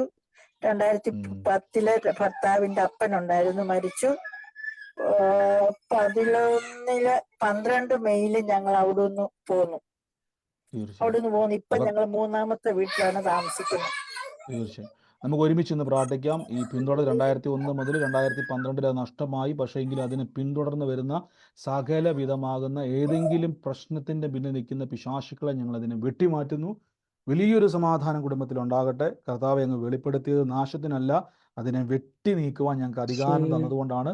ഒന്നും ഒരിക്കലും ഒരനർത്ഥവും സംഭവിക്കത്തില്ലെന്നുള്ള വചനത്താൽ ഞങ്ങൾ പ്രാർത്ഥിച്ച് അനുഗ്രഹിക്കുന്നു. ഈ ദിവസങ്ങളിൽ ആ വിഷയത്തിൻ്റെ മേൽ വിമുക്തി നേടട്ടെ, സമാധാനം ഉണ്ടാകട്ടെ. അനുഗ്രഹിച്ചു പ്രാർത്ഥിക്കുന്നു യേശുവിൻ്റെ അധികാരമുള്ള നാമത്തിൽ തന്നെ. ആമേൻ. സ്തോത്രം. ഹല്ലേലൂയ. ആമേൻ. കർത്താവ് നിങ്ങളെ അനുഗ്രഹിക്കട്ടെ. മറ്റാരെങ്കിലും സാക്ഷ്യം പറയാനുണ്ടോ? ആമേൻ. മറ്റാരും പറഞ്ഞു. ഹലോ ബ്രദർ, എന്റെ തൊട്ട വീട്ടിലെ ഒരു ഹസ്ബൻഡും വൈഫും അവര് പ്രേയറുകാരനെ കല്യാണം നടത്തി കൊടുത്തതായിരുന്നു. പക്ഷെ 3 മാസത്തിന്റെ ഉള്ളില് അവർക്ക് രണ്ടാളും എന്തോ പ്രശ്നമായിട്ട് ഭാര്യ പടുങ്ങിയിട്ട് അവരെ വീട്ടിലേക്ക് പോയി. 1 വർഷമായിട്ട് പോയി. പക്ഷെ നല്ലൊരു കുട്ടിയായിരുന്നു. അപ്പൊ ഞാൻ എന്നും പ്രേയറിൽ പോകുമ്പോൾ പ്രാർത്ഥിക്കുന്നു, പ്രാർത്ഥനകാരി നടത്തി കൊടുത്ത വിവാഹമല്ലേ, അപ്പൊ കർത്താവ് നടത്തി കൊടുത്തിട്ടുണ്ടെങ്കിൽ അത് മനുഷ്യന്മാരായിട്ട് അത് പിരിക്കാൻ പാടില്ല. അങ്ങനെ ഒരു കോടതി കേസൊക്കെ ആയിട്ടുണ്ടായിരുന്നു. അപ്പോ എന്താണ് അവർക്ക് പ്രാർത്ഥിച്ച് ആ കുട്ടിയുടെ രണ്ടാളുടെയും മനസ്സ് മാറി ആ കുട്ടി ഇവിടെ താമസിക്കാൻ പിന്നെയും വന്നു. ആമേൻ. ഡിവോഴ്സിന്റെ വക്കീലായിരുന്നു. പക്ഷെ ഒരു അയൽവക്കമാണ്. പക്ഷേ സിസ്റ്റർ എന്ത് ചെയ്തു? ആ വിഷയം ഏറ്റെടുത്ത് അവർക്ക് വേണ്ടി പ്രാർത്ഥിച്ചു. അതിന്റെ മറുപടിയായി ഡിവോഴ്സിന്റെ വക്കിൽ നിന്ന് ആ കുടുംബം തിരിച്ചാ മകള് വന്ന് ആ കുടുംബത്തിൽ ചേരുണ്ടായിരുന്നു. വലിയ സാക്ഷ്യത്തിന് നന്ദി പറയുന്നു. അപ്പം നിങ്ങൾ ഇതുപോലെ മറ്റുള്ളവർക്ക് വേണ്ടി പ്രാർത്ഥിക്കണം. അങ്ങനെ പ്രാർത്ഥിക്കുമ്പോൾ നിങ്ങളുടെ മുമ്പിലൂടെ അവർക്കൊരു അനുഗ്രഹം ഉണ്ടാകുമ്പോൾ തീർച്ചയായും നിങ്ങൾക്കും ദൈവം ഒരു അനുഗ്രഹമാക്കി തീർക്കും. സാക്ഷ്യത്തിനായി നന്ദി, യേശുവിന്റെ നാമത്തിൽ തന്നെ. ആമേൻ. ഒരു സാക്ഷി കൂടിയുണ്ട്. പറഞ്ഞു. ഹലോ, ഞാൻ ഈ ഒരാഴ്ച മുമ്പ് ഒരു സ്വപ്നം കണ്ടിട്ടുണ്ടായിരുന്നു. അതായത് ഞങ്ങളുടെ 3 ബിൽഡിംഗ് വിട്ടിട്ടാണ് താമസിക്കുന്നത്, ഒരു അമ്മയും മോളെയും. അവര് എന്റെ അവിടേക്ക് വന്നിട്ട് എന്നെ ഒരു സഹായം ചെയ്യുമോ എന്ന് ചോദിക്കുന്നതായിട്ട് ഞാൻ ഒരു സ്വപ്നം കണ്ടു. അതേമാതിരി ഇന്നലെ അവര് എന്റെ വീട്ടിലേക്ക് വന്നു. അപ്പൊ എനിക്കൊരു ഉപകാരം ചെയ്തിട്ട് എന്നിട്ട് ഞാൻ അവരുടെ കൂടെ പോയിട്ട് അവർക്ക് വേണ്ടത് ഞാൻ ചെയ്തു കൊടുത്തു. ആ സ്വപ്നം കണ്ടത് അതേമാതിരി സാരി ഉടുത്തോണ്ടാ വന്നിട്ടുണ്ടായിരുന്നത്, അമ്മയും ചെറിയൊരു കുട്ടിയും കൂടിയിട്ട്. ആ കറക്റ്റായി കണ്ടമാതിരി തന്നെയാണ്, സ്വപ്നത്തിൽ കണ്ടമാതിരി തന്നെയാണ് അവര് വന്നത് എന്റെ അവിടേക്ക്. ആമേൻ. നന്ദി കർത്താവേ. ആ ദർശനത്തിന് പറഞ്ഞ പോലെ തന്നെ സ്വപ്നത്തിൽ കാണിച്ചു കൊടുത്തു വരാൻ പോകുന്ന കാര്യത്തെ. അതേപോലെ തന്നെ അത് സംഭവിച്ചു. അതുകൊണ്ട് ഒരു ഡൗട്ടും കൂടാതെ അത് ചെയ്തു കൊടുക്കുവാൻ കർത്താവ് ഇടയാക്കി. ഇനിയും ദർശനങ്ങൾ വർദ്ധിക്കട്ടെ, കാഴ്ചകൾ വർദ്ധിക്കട്ടെ, യേശുവിന്റെ നാമത്തിൽ തന്നെ. ആമേൻ. ആമേൻ. ഉണ്ടോ? ഹലോ ബ്രദറെ, പറഞ്ഞു. ഞാൻ ഇന്നലെ എനിക്ക് 2 ദിവസമായി എനിക്ക് ബ്രദറെ പ്രാർത്ഥിക്കുന്ന സമയത്തൊക്കെ പറയായിരുന്നു അടിവയറ്റ് കൊളുത്തുന്ന പോലത്തെ വേദനയും. അപ്പൊ എനിക്ക് നെഞ്ചിന് 2 ദിവസമായിട്ട് നെഞ്ചിന് വേദന ഉണ്ടായിരുന്നു. ഞാൻ കൈവച്ചൊക്കെ പ്രാർത്ഥിക്കുന്നുണ്ട്, പക്ഷെ എനിക്കൊരു വിടുതൽ കിട്ടുന്നില്ലായിരുന്നു. അപ്പൊ ഞാനിങ്ങനെ എന്റെ മനസ്സിലുണ്ട്, ഞാൻ ചൊവ്വാഴ്ച ഞാൻ ആശുപത്രി പോയതാ. പക്ഷെ സ്കാനൊക്കെ ചെയ്തിട്ട് ഒരു കുഴപ്പവും ഇല്ല. പക്ഷെ ഞാൻ സാക്ഷ്യം പറഞ്ഞില്ലല്ലോ. എനിക്ക് ദൈവം ചെയ്ത വിടുതലിനെ പറ്റി ഞാൻ സാക്ഷ്യം പറഞ്ഞില്ല. അതുകൊണ്ടായിരിക്കും ഞാൻ ഈ വചനം വെച്ച് പ്രാർത്ഥിച്ചിട്ട് എനിക്കൊരു വിടുതൽ കിട്ടാഞ്ഞെന്നൊക്കെ എൻ്റെ മനസ്സിലുണ്ടായിരുന്നു. പക്ഷെ ഇന്നലെ ഞാൻ വൈകിട്ട് സാക്ഷ്യം പറഞ്ഞു കഴിഞ്ഞ് പിന്നെ ബ്രദർ പ്രാർത്ഥിക്കുകയാണ് ചെയ്ത് കഴിഞ്ഞപ്പോഴത്തേക്കിന് എനിക്ക് പൂർണ്ണ സൗഖ്യവും വിടുതലും കിട്ടി. എനിക്ക് അടിവയറ്റിലും വേദനയും കിട്ടി, നെഞ്ചിന്റെ ഭാഗത്തും ഒരു വേദനയും ഇല്ല. പിന്നെ ഒത്തിരി സാക്ഷ്യം ഞാൻ പറയാതെ സ്തോത്രം. ഹല്ലേലൂയ. ഞാൻ സാമ്പത്തിക ഞെരുക്കമൊക്കെ വന്നപ്പോഴും ഞാൻ പേഴ്സ് വെച്ച് എൻ്റെ ATM കാർഡ് വെച്ചൊക്കെ ഞാൻ പ്രാർത്ഥിക്കുമായിരുന്നു. അപ്പോഴൊക്കെ ദൈവം എനിക്ക് അത്ഭുതം പ്രവർത്തിച്ചു തരുമായിരുന്നു. ഞാൻ ആ വീണ സമയത്തൊക്കെ ഓരോരുത്തർ ഇവിടെ വന്നിട്ട് എന്നോട് ചോദിക്കുമായിരുന്നു, ഇനി എങ്ങനെ 3 പിള്ളേരെയും കൊണ്ട് കഴിയും, ജിനു ഇല്ല, സദ്യക്ക് ജോലിക്കും പോകാൻ പറ്റത്തില്ല, 3-4 മാസത്തേക്കിന് എങ്ങനെ കഴിയും എന്നൊക്കെ ചോദിച്ചപ്പോൾ ഞാൻ അന്നേരം പറഞ്ഞു, യഹോവ ഞങ്ങളെ കരുതിക്കോളും. ഈ നിമിഷം വരെയും ദൈവം ഞങ്ങൾക്ക് നന്മകളല്ലാതെ. സ്തോത്രം. ആമേൻ ആമേൻ. സിസ്റ്റർ പറഞ്ഞ വലിയൊരു സാക്ഷ്യമാണ്. നമുക്ക് അതിൻ്റെ അകത്ത് ഒത്തിരി കാര്യങ്ങൾ മനസ്സിലാക്കാനുണ്ട്. സിസ്റ്റർ പറഞ്ഞ പോലെ കഴിഞ്ഞ ദിവസം ദൈവാത്മ വെളിപ്പെടുത്തിയായിരുന്നു. ആ അടിവയറ്റിൽ ഒരു കൊളുത്തിപ്പിടുത്തം പോലെ ശരീരത്തിന് ബുദ്ധിമുട്ട്. സിസ്റ്റർ പറയുന്ന പൂർണ്ണ സൗഖ്യം ദൈവം കിട്ടും. നിങ്ങൾ ശ്രദ്ധിച്ചോണം. അനേകർ വന്ന് രോഗമായി കിടന്ന സമയത്ത് അനേകർ വെച്ച് നീ എങ്ങനെ ജീവിക്കും, 3 പിള്ളേരെ കൊണ്ട് എങ്ങനെ ജീവിക്കും എന്ന് പറഞ്ഞപ്പം അകത്തു നിന്നൊരു ശബ്ദമുണ്ടായി, യഹോവ ഈരെ. നോക്കിക്കേ, നാട്ടുകാരാ ചോദിക്കുന്നത്, അവർ സാഹചര്യമാണ് ചോദിക്കുന്നത്. കാര്യം കിടപ്പിലായി കഴിഞ്ഞാൽ 3 പിള്ളേർക്ക് എങ്ങനെ ജീവിക്കാൻ പറ്റും? പക്ഷേ സിസ്റ്റർ പറഞ്ഞു ദൈവം ഉണ്ട്, യഹോവ ഈരെ. ആ പേഴ്സ് എടുത്ത് വെച്ച് പ്രാർത്ഥിച്ചു. ഒന്നാലോചിച്ച് നോക്കിയേ, മാനുഷിക ബുദ്ധിയിൽ നോക്കിയാൽ മണ്ടത്തരമല്ലേ? ഒരു പേഴ്സ് എടുത്ത് വെച്ചുകൊണ്ട് പ്രാർത്ഥിച്ചാൽ പേഴ്സിൽ എങ്ങനെയാണ് പണം വരുന്നത്, ATM എങ്ങനെയാണ് കാശ് വരുന്നത്? പക്ഷെ ഇവരെപ്പറ്റി പറയാം, വല കീറുമാറ് നന്മ തരുന്ന യേശു. ഇതിന്റെ അകത്ത് ചതുദ്രമ പണം വെച്ച ദൈവം, ആകാശം തുറന്ന് മഞ്ഞ പൊഴിച്ച ദൈവം, ഇസ്രായേലിനെ നടത്തിയ ദൈവം, സ്ഥലം പോരാതെ വണ്ണം അനുഗ്രഹിക്കുന്നു പറഞ്ഞ ദൈവം ഇന്നും ജീവിക്കുന്നത് കൊണ്ട് അത്ഭുതം നടക്കും. ഇന്ന് കേട്ട സാക്ഷ്യം പോലെ അത്ഭുതങ്ങൾക്ക് നന്ദി കർത്താവേ, സൗഖ്യത്തിന് നന്ദി, ഫിനാൻഷ്യൽ സാമ്പത്തിക ബ്രേക്ക്ത്രൂവിന് നന്ദി കർത്താവേ. എല്ലാവരും പ്രാർത്ഥിക്കണം. ഇന്നു മുതൽ രാവിലെ എണീക്കുമ്പോൾ ഞാൻ പറഞ്ഞുതരാം. രാവിലെ എണീക്കുമ്പം ആ പേഴ്സ് എടുത്തിട്ട് ആദ്യം നിങ്ങളുടെ കൈ എടുത്തിട്ട് തലയെ വെച്ചിട്ട് നിങ്ങൾ എല്ലാവരും കർത്താവ് ഇന്നത്തെ ദിവസം ഞാൻ അത്ഭുതങ്ങൾ കാണും, ഞാൻ ആരോഗ്യത്തോടെ ഇരിക്കും, ഞാൻ ദിവ്യ ആരോഗ്യത്തിരിക്കും. പറയണം, ദീർഘായുസോടെ ഇരിക്കും. ഞാൻ ഭൂമിയിൽ എത്ര ആയുസുണ്ടോ, എനിക്ക് ഭൂമിയിൽ എത്രത്തോളം ആയുസുണ്ട്, ഒരു മനുഷ്യന്റെ മുമ്പിലും തല കുനിക്കാതെ ഞാൻ ആരോഗ്യത്തോടെ ആയുസോടെ ഇരിക്കും. എന്നിട്ട് അടുത്തത് എന്തിനെന്ന് അറിയാവോ? അടുത്തത് ഞാൻ എന്നിട്ട് പറയണം, ഞാൻ ഈ അനേകരെ ഞാൻ യേശുവിന്റെ നാമത്തിൽ നേടും, ഞാൻ അനേകരുടെ സുവിശേഷം പറയും. എന്നിട്ട് അടുത്ത് എന്ത് ചെയ്യണം? ആ പേഴ്സ് എടുത്ത് തുറന്നിട്ട് പറയണം, ATM എടുത്തിട്ട് വെച്ചിട്ട് പറയണം, ഇത് നിറയും, ഞാൻ കൊടുക്കും, സുവിശേഷത്തിന് കൊടുക്കും, അനേകർക്ക് ഞാൻ കൊടുക്കും. ഇത് നിങ്ങൾ പറയുമ്പോൾ ഇപ്പൊ നമ്മൾ ഞാൻ ഇതെല്ലാം പറഞ്ഞത്, ഇത്രയും സാക്ഷ്യങ്ങൾ വെളിപ്പെടുമ്പോൾ ഇതിന്റെ മേളിൽ നിന്നുകൊണ്ട് ഞാൻ പറയുക, ഈ സാക്ഷ്യത്തിൽ നിന്നുകൊണ്ട് ഞാൻ പറയുക, ഈ സാക്ഷ്യത്തിൽ നിന്നുകൊണ്ട് ഞാൻ പറയുക, കർത്താവ് നിറയ്ക്കും, കർത്താവ് നിറയ്ക്കും, കർത്താവ് നിറയ്ക്കും, ദീർഘായുസ് ഉണ്ടായിരിക്കും. പറയണം, എന്റെ ശരീരം, ചിലർ പറയത്തില്ല വയസ്സാവുമ്പം കിടപ്പിലാകും, പറയരുത്. നിങ്ങൾക്കറിയാവോ ഇസഹാക്ക് എങ്ങനെയാ മരിച്ചെന്നറിയാവോ? ഇസഹാക്ക് തന്റെ മക്കളെ അനുഗ്രഹിച്ചിട്ട് കാലെടുത്ത് ബെഡിലോട്ട് വെച്ചിട്ട് സുഖമായിട്ട് മരിക്കുകയായിരുന്നു. ആമേൻ. അങ്ങനെ വേണം നമ്മൾ പ്രാർത്ഥിക്കാൻ. അല്ലാതെ ഇസഹാക്ക് കണ്ണും കാണാതെ ചെവി കേൾക്കാതെ മരിച്ചു എന്നല്ല, ആ നല്ല മരണം. അങ്ങനെ പ്രാർത്ഥിക്കണം. ദീർഘായുസോടെ ഞാൻ ഇരിക്കും, ദീർഘായുസോടെ ഇരിക്കും, ഞാൻ ദിവ്യ ആരോഗ്യത്തോടെ ഇരിക്കും. അങ്ങനെ വേണം പറയാം. ശരീരത്തോട് പറ, അവയവങ്ങളോട് പറ, പുതിയ അവയവം വരും. ഞാൻ ഓരോ വർഷം എൻ്റെ പ്രായം കൂടുന്തോറും എൻ്റെ അവയവങ്ങൾ ശക്തി പ്രാപിക്കും. അങ്ങനെ പറയണം, എന്റെ ശക്തി പ്രാപിക്കും. ചിലർ പറയും വയസ്സായില്ലേ, അസ്ഥിയുടെ ഒക്കെ കാര്യം പോക്ക. അല്ല, വയസ്സാകും തോറും അസ്ഥികൾ, ബൈബിളിൽ ഒരു വാക്യമുണ്ട്, നിന്റെ യൗവനം എന്ത് ചെയ്യും? അഴുകനെ പോലെ പുതുക്കം, റിന്യൂ ആകും, പുതുക്കിക്കൊണ്ടിരിക്കും. Oh Jesus. ആ 10 വയസ്സ് കൂടുമ്പം 20 വയസ്സുകാരനെ പോലെ സ്ട്രെങ്ത് ആകും എന്ന് പറയണം. 60-ാം വയസ്സിലും പറയണം, 60-ാം വയസ്സിൽ ഞാൻ 30-ാം വയസ്സുകാരനെ പോലെ പയറ് പോലെ ഓടി നടക്കുമെന്ന് പറയണം. പറഞ്ഞാൽ അതുപോലെ സംഭവിക്കും. കർത്താവ് അനുഗ്രഹിക്കട്ടെ. മറ്റാർക്കെങ്കിലും ഉണ്ടോ സാക്ഷ്യങ്ങൾ പറയാൻ? പ്രാർത്ഥനാ വിഷയമല്ല എടുത്തത് ഞാൻ പറയുന്നതിന്റെ കാര്യം, നമ്മൾ ഒരുമിച്ച് പ്രാർത്ഥിച്ചത് ഓർക്കണം. നിങ്ങൾ പ്രാർത്ഥനാ വിഷയം കത്തിച്ച് നമ്മൾ കളഞ്ഞിരിക്കുക, കത്തിച്ച് കളഞ്ഞിരിക്കുക. ആമേൻ. മറ്റാർക്കെങ്കിലും സാക്ഷ്യം പറയാനുണ്ടോ? പറഞ്ഞു കേൾക്കുന്നു. നമ്മൾ ഈ ഒരു പ്രാർത്ഥനാ വിഷയത്തിന്റെ ഇതിലേക്ക് വന്നപ്പോ നമ്മുടെ നാട്ടിലൊരാളുണ്ട്, ജയേഷ്. നമ്മള് അച്ഛന്റെ ഒരു സുഹൃത്താണ്, ഈ സൗദിയിൽ തന്നെയാണ്, അത്യാവശ്യം ബിസിനസ്സും കാര്യങ്ങളൊക്കെ ഒക്കെ നടക്കുന്നത്. അപ്പോ ഇയാള് നാട്ടിലിപ്പോ വെക്കേഷൻ പോയതിന് ശേഷം അവിടെ അച്ഛനോടൊക്കെ പറയുമ്പോൾ ക്രിസ്ത്യാനായി അങ്ങനെ എന്നെ കളിയാക്കും. അച്ഛനോടൊക്കെ പറഞ്ഞ അച്ഛനെ കളി, അച്ഛൻ അവന്റെ വിശ്വാസത്തിൽ പോട്ടെ എന്നൊക്കെ പറയും അവനോട്. ഇപ്പൊ എന്നോട് ഇപ്പൊ ഈ ഇതിന്റെ ഇടയ്ക്ക് ഇവന്റെ ജ്യേഷ്ഠന്റെ അച്ഛൻ പെട്ടെന്ന് കൊഴിഞ്ഞു വീണായിരുന്നു. ജ്യേഷ്ഠന്റെ അച്ഛൻ 2 കിഡ്നി ഇപ്പൊ ഡയാലിസിസ് ചെയ്തുകൊണ്ടിരിക്കണം. അപ്പൊ ഹോസ്പിറ്റലിൽ വിട്ടു. അപ്പൊ എന്നോട് പറഞ്ഞ ഒരു ദിവസം വിളിച്ചാണ്, ഈശോ പ്രാർത്ഥിക്കണം അച്ഛന് വേണ്ടിയിട്ട്, നീ നിന്റെ ഇതിൽ പ്രാർത്ഥിക്കുക. അപ്പൊ അന്ന് കളിയൊക്കെ നടന്ന് നമ്മോട് പ്രാർത്ഥിക്കണം. എന്റെ പ്രാർത്ഥന ഞാൻ ഉൾപ്പെടുത്തിയിട്ടുണ്ടായിരുന്നു. ഈ ഇത് പറഞ്ഞ ഈ നടന്ന ശങ്കറിന്റെ ഒരു കാര്യം ബ്രദറിനോട് പറഞ്ഞു. നമ്മളെ വിളിച്ചു വരുത്തിയിട്ട് ഈ നമ്മളെ ഈ കേസിന്റെ കാര്യത്തിനൊക്കെ ഇടപെട്ടിട്ട് പിന്നെ നമ്മളെ ലാസ്റ്റ് കൈ കഴിഞ്ഞ് ഓർമ്മ. നമ്മളൊരാൾ ഡിപ്പെൻഡ് ചെയ്ത് പിന്നെ ദൈവത്തെ നമ്മൾ ഡിപ്പെൻഡ് ചെയ്യാൻ തുടങ്ങിയ ശേഷം, നമ്മൾ ദൈവത്തിനെ ആശ്രയിക്കാൻ തുടങ്ങിയ ശേഷം നമുക്ക് ആരും ഒന്നും വിഷയമല്ല, നമുക്കൊന്നുമല്ല. എന്ത് പ്രതിസന്ധിന്റെയും നമ്മൾ ദൈവത്തിൽ ഡിപ്പെൻഡ് ചെയ്ത ഒരു പ്രശ്നമില്ല. അന്ന് അവിടുന്ന് അതേമാതിരി നമ്മളെ ഈ സങ്കടപ്പെടുത്തിയ ആ ഒരു അവരാരും നമ്മൾ ശപിച്ചിട്ടൊന്നും കേട്ടോ. പക്ഷെ ഈ സങ്കടപ്പെടുത്തിയ സ്റ്റേജിൽ നമ്മൾ അവിടുന്ന് ഇറക്കിയിട്ട് ബ്രദറിനെ കരഞ്ഞാണ് ബ്രദറിനോട് പ്രാർത്ഥിക്കാൻ പറഞ്ഞ ഓർമ്മ ഉണ്ടോ? ബ്രദർ എന്ന് പറഞ്ഞു ശങ്കരനൊന്നുമല്ല, ദൈവം നമ്മളെ കൂടെ ഉണ്ട് പറഞ്ഞ ഓർമ്മ ഉണ്ടോ ബ്രദറിന്?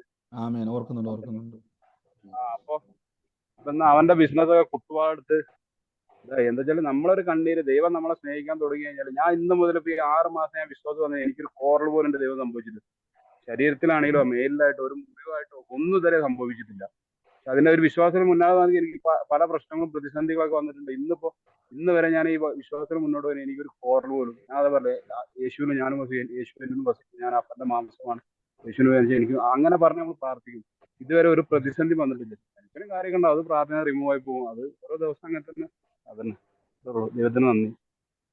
ഷിജുബദർ പറഞ്ഞ പോലെ തന്നെ എതിർത്ത് കളിയാക്കിയ പരിഹസിച്ച പലരും തന്നെ വിളിച്ച് പ്രാർത്ഥിക്കുവാൻ ഒത്തിരി പ്രശ്നങ്ങളിലൂടെ കടന്നുപോയ മനുഷ്യനാണ്. പക്ഷെ അവിടെയൊക്കെയും ദൈവം അദ്ദേഹത്തിന് ഒരു ബലവും ധൈര്യം കൊടുത്തു, ഇന്നത് പറയുവാൻ ശക്തി കൊടുത്തു, നിങ്ങൾക്ക് വേണ്ടി പ്രാർത്ഥിക്കുവാൻ ദൈവം അവസരം കൊടുത്തു.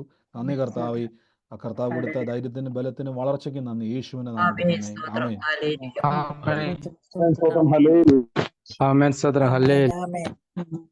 ആമേൻ. ആമേൻ. മറ്റാരെങ്കിലും ഉണ്ടോ? ബ്രദറെ, ഒരു കാര്യമുണ്ട്. പറഞ്ഞു. നമ്മുടെ ബാങ്കിന്റെ ഒത്തിരി പ്രശ്നങ്ങളൊക്കെ നമ്മൾ അനുഭവിക്കുന്നുണ്ടല്ലോ.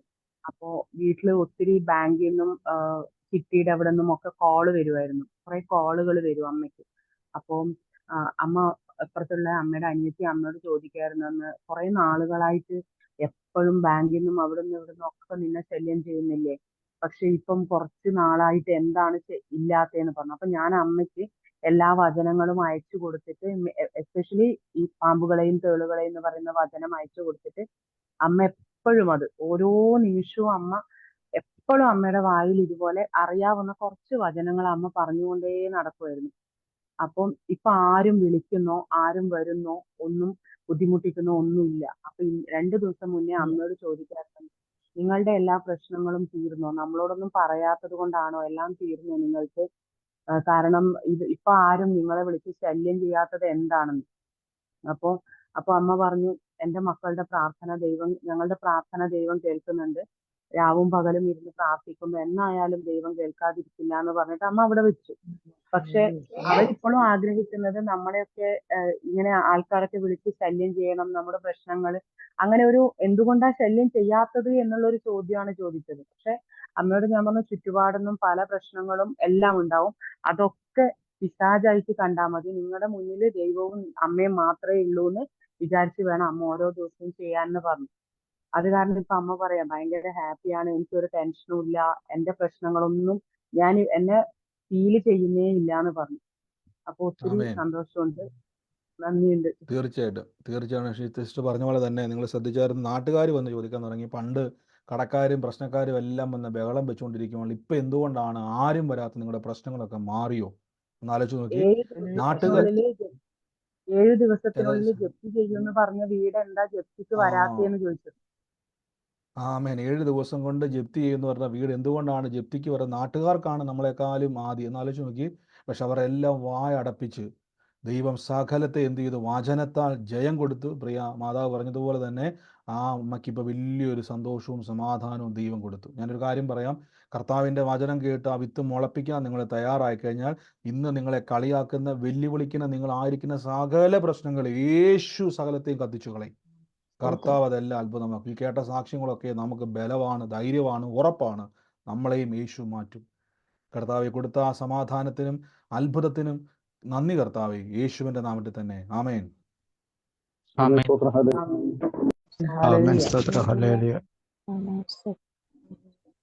ആമേൻ. മറ്റാരെങ്കിലും ഉണ്ടോ? മറ്റാരുമില്ല എന്ന് ഞാൻ വിശ്വസിക്കുന്നു. നമുക്ക് ഒരുമിച്ച് കർത്താവിൻ്റെ സന്നിധിയിൽ വിശ്വാസ ബ്രദർ പ്രഖ്യാപനങ്ങളെ പറഞ്ഞു. ബ്രദർ ഷുഗർ ഒന്ന് കൂടുതലായിരുന്നേ. ആ, പ്രാർത്ഥന കേൾക്കുന്നുണ്ടോ? കേൾക്കുന്നുണ്ട്. നമുക്ക് ഒരുമിച്ച് ആ, പ്രാർത്ഥിക്കാം. ആ. കർത്താവ്, ഞങ്ങൾ ഒരുമിച്ച് ഇന്ന് പ്രാർത്ഥിക്കുന്നപ്പം ഞങ്ങൾ സകല വിഷയത്തെയും കത്തിച്ചു കളഞ്ഞാണല്ലോ അപ്പം പ്രിയമകൻ്റെ എല്ലാ ഷുഗറുകളെയും യേശു ക്രൂശിൽ തകർത്തതാണപ്പം. ആ ശരീരത്തോട് ഞങ്ങൾ കൽപ്പിക്കുന്നു, അനുസരിക്കുക. ഇപ്പോൾ തന്നെ ബ്ലഡിലെ കൗണ്ടുകൾ, അതിന് കാരണമായ എല്ലാ ആന്തരിക അവയവങ്ങളും യേശുവിനകത്തിൽ പുതുക്കം പ്രാപിക്കട്ടെ, പുതുക്കം പ്രാപിക്കട്ടെ. അത് കത്തിച്ചു കളഞ്ഞ സകല വിഷയങ്ങളപ്പം യേശുവിൻ്റെ നാമത്തിൽ തന്നെ. ആമേൻ. ആമേൻ. ആമേൻ. അങ്ങനെ തന്നെ സംഭവിക്കട്ടെ.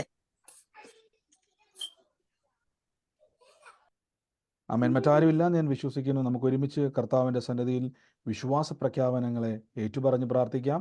ഈ നിമിഷം നിങ്ങൾ സൗണ്ടുകളെ മ്യൂട്ട് ചെയ്ത്, മൈക്ക് മ്യൂട്ട് ചെയ്ത്, നിങ്ങളായിരിക്കുന്ന സ്ഥലത്തിരുന്നുകൊണ്ട് കർത്താവെ എനിക്ക് തന്നതിനായി നന്ദി പറഞ്ഞുകൊണ്ട് ദൈവത്തെ സ്തുതിച്ചാട്ടെ. കർത്താവ് നിങ്ങൾക്ക് വേണ്ടി അത് തരും. ലഭിച്ചതിന് നന്ദി പറഞ്ഞുകൊണ്ട് വചനം ചേർത്ത് പറഞ്ഞാൽ